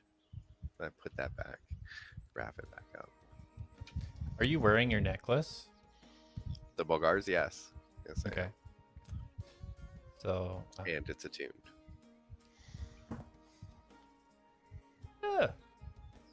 May I take a look at your necklace, young man?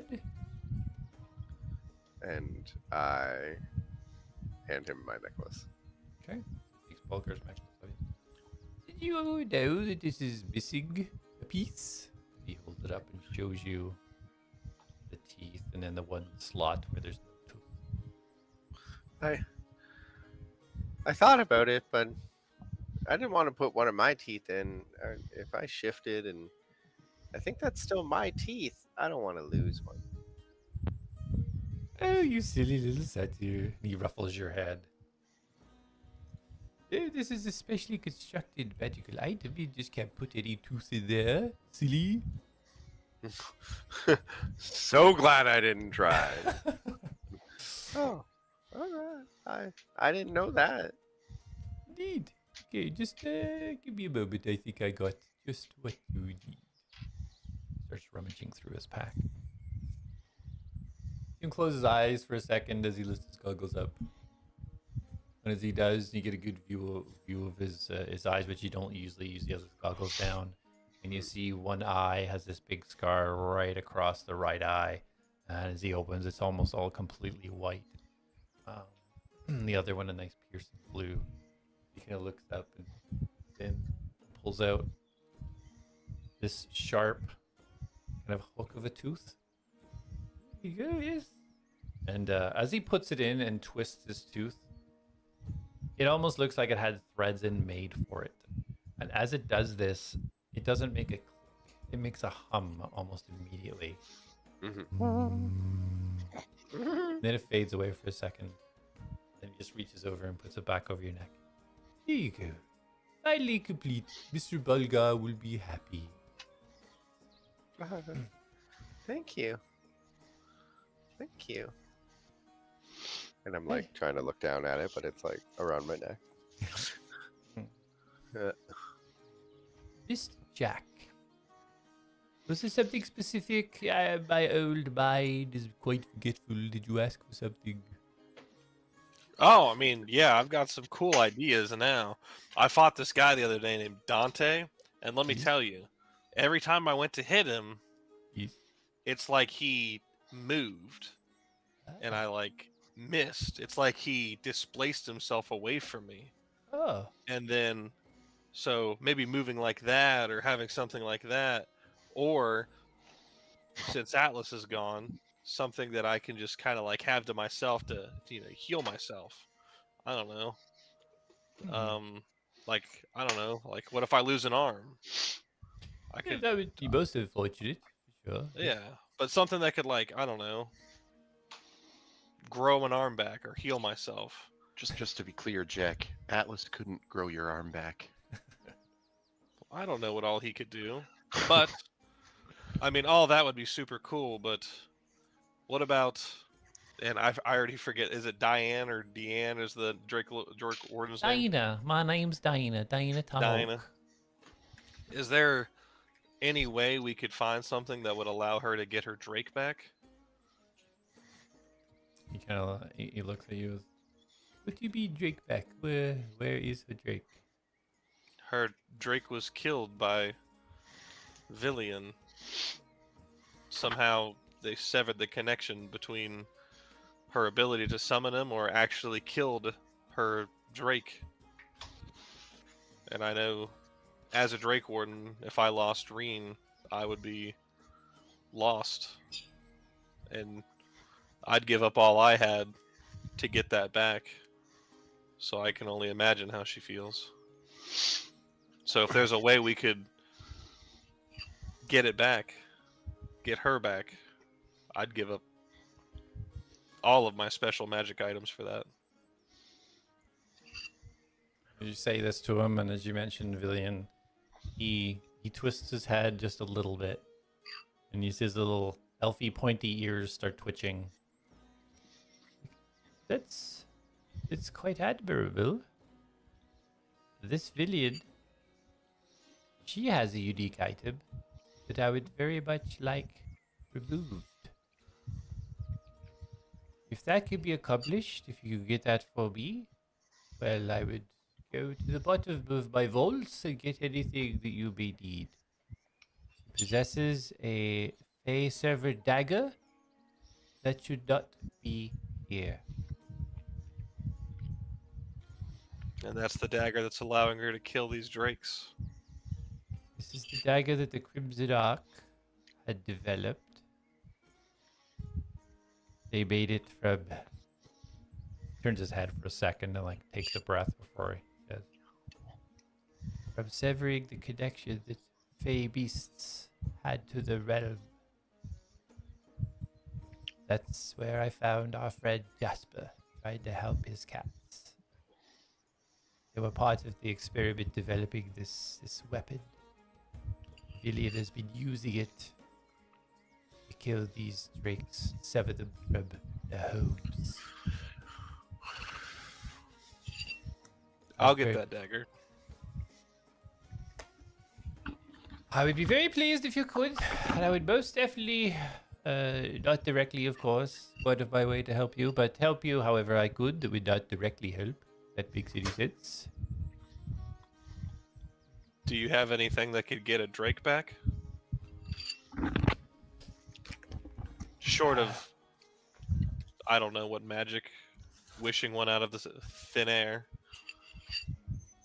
I'm not aware of any way to bring back a creature such as a Fey creature that's been severed from the Fey to return them to life, unfortunately.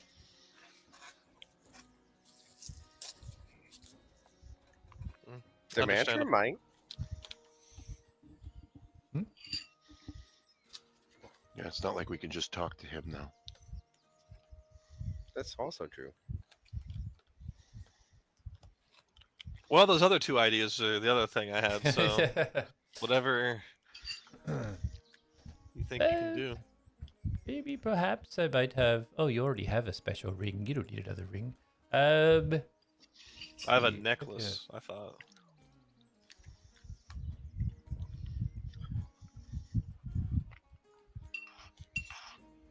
Yeah, you said it was a necklace, and then I just put it in as a ring, and then changed it to necklace. So I was talking about the ring of mind shielding. Oh yeah. Yeah, you can have this ring. I'm down to just give it to you for a trade. No, here we go. This'll do. Here you go. And you see him go into his pouch and pull out a ring that has a little kind of, like a little bird kind of on the top of it. Here you go. There we go. Maybe that'll help you against your fighting your friend that you met. And gives you a ring. Like a little hummingbird bird kind of image on it. Sweet. What is it? This is a ring of evasion. It'll help you dodge quickly like he was doing. Oh. Okay. Well, are you all buggy down here for the night? Would you like to have a little bit of protection here? You moving forwards? What's the plan moving forwards for the... Well, You still- she said she was looking for you. Oh, right. Yes, young lady. Anything you need particularly? And she's staring into the fire this whole time. And well, sir, I I just really want to know why this is happening to me. Why was I chosen? Why did I get my new friend taken away? And what's it all for? I don't understand. I just want to help my family. I'm sorry that I don't have many answers for you, my child. But seek for the answers, and I'm sure they will be found. Yeah, I appreciate that. I don't know what I'm gonna do, but these nice people, they say they're gonna help, so I'm gonna put my trust in them. I'm put my faith in them. I'm sure it won't be misplaced. Right? You all take care of her, yes? Looks around at you all. We'll definitely help out. Yeah, we'll do our thing. I thumbs up. Darius is going to try and like back away slowly. Okay. And then once he is out of everyone's vision, right? Obviously not Gar, doesn't matter. He's going to know where he is no matter what. But and he's going to put his hood up and try to sneak away. Okay. So roll a stealth with advantage as you do that. Nat 20. Okay, perfect. You meld away into the shadows. You guys' passive perception's not even close. Okay. Plus 10. Oh yeah, right. It's still up. Yeah, so then that's a total of 36. Nice. Yeah, as you kind of fade away, and Gar says to you guys, "Well, you're more than welcome to stay here. I could put a little safe spot up if you're moving on, by all means. But I wish you all the best, and again, I'm sorry for the loss of your friend." Oh, right. Thanks. I think we should go south. South. Not the dangerous route. South. All the way around the mountain. Take the time. Go to Arokan. Past Durham. Might be a wise choice with being down a man. The Atlands. Wait, do we still call you Atlands? Mastos wonders that. Yes, indeed. The Mastads. Mastads? And like my ears perk up and like oh. Well, the tea's ready if anybody wants. And he starts pouring out some cups, passing it around for anybody who Oh wants to take. yes. Yes, please. So at this point, Darius, you kind of like back away into the shadows. Excuse me. You can see them all sitting around, all receiving a steaming cup of fluid. As you I just back want to away. get out of like earshot of the group. And then I'm going to remember that Jonas said that she was able to talk to someone now. And remembering in the vision that Excuse me. Sorry. wait, no, he doesn't know that. Shoot. But either way, knowing that she's related to him, he's going to kind of like take a deep breath, and he's going to form the hilt in his hand and hold it to his chest. And then he's just going to... Can you hear me? And he's going to try and, I don't know, pray, talk to Demantrum. Okay. As you hold your hilt and kind of had the sword expand a little bit out of it. You say the words, "You hear me," and you close your eyes and you kind of focus.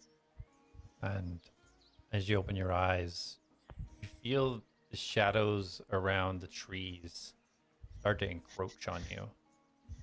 And the light of the moon that's shining through these shadows now start to come up and block off its moonlight. Almost encases you in a circle as it blocks everything out. The stars gone, the moon gone, your friends slowly closes up in front of you. You feel this pain in your back. You lurch forward a little bit and you twitch either side and you feel something stretch and pull and then a release. And as you quickly turn around and you see this black purple form of Demantrum standing in front of you, wings spread, giant sword in his hand. "Finally you reach out." I'm leaving it there for tonight. I knew it. You got me. Got me. All right, Fuck. awesome. Great session, guys. So fun. A lot of RP. Good stuff. Good stuff. It's so sad. I need Yeah, a therapist. It is sad. At the We same need to time. find Although- a therapist for him. I didn't want to say it at the time because I didn't want to interrupt the RP, but this is the first time I was glad Atlas wasn't here when Gar reached into his bag of holding. What do you got? What's next? What else in there? Is that anything better? Anything better? What else is That bag? Yeah. That Rise bag, to that bag. rob That bar. one points to the other bags around. The bag addict. That. Awesome. All right. We'll see you next week, guys. Tuesday, maybe 7:30 p.m. We're trying to move it a little bit earlier now that we don't have to wait for Atlas. If we can, great. If not, it'll be 8 o'clock. Story wise, we're miserable. Outside of it, yay, we're Yeah. starting early. All right. Thanks for watching, guys. Those of you who are, we appreciate you. We'll see you in the next one. Take it easy. Bye. Bye.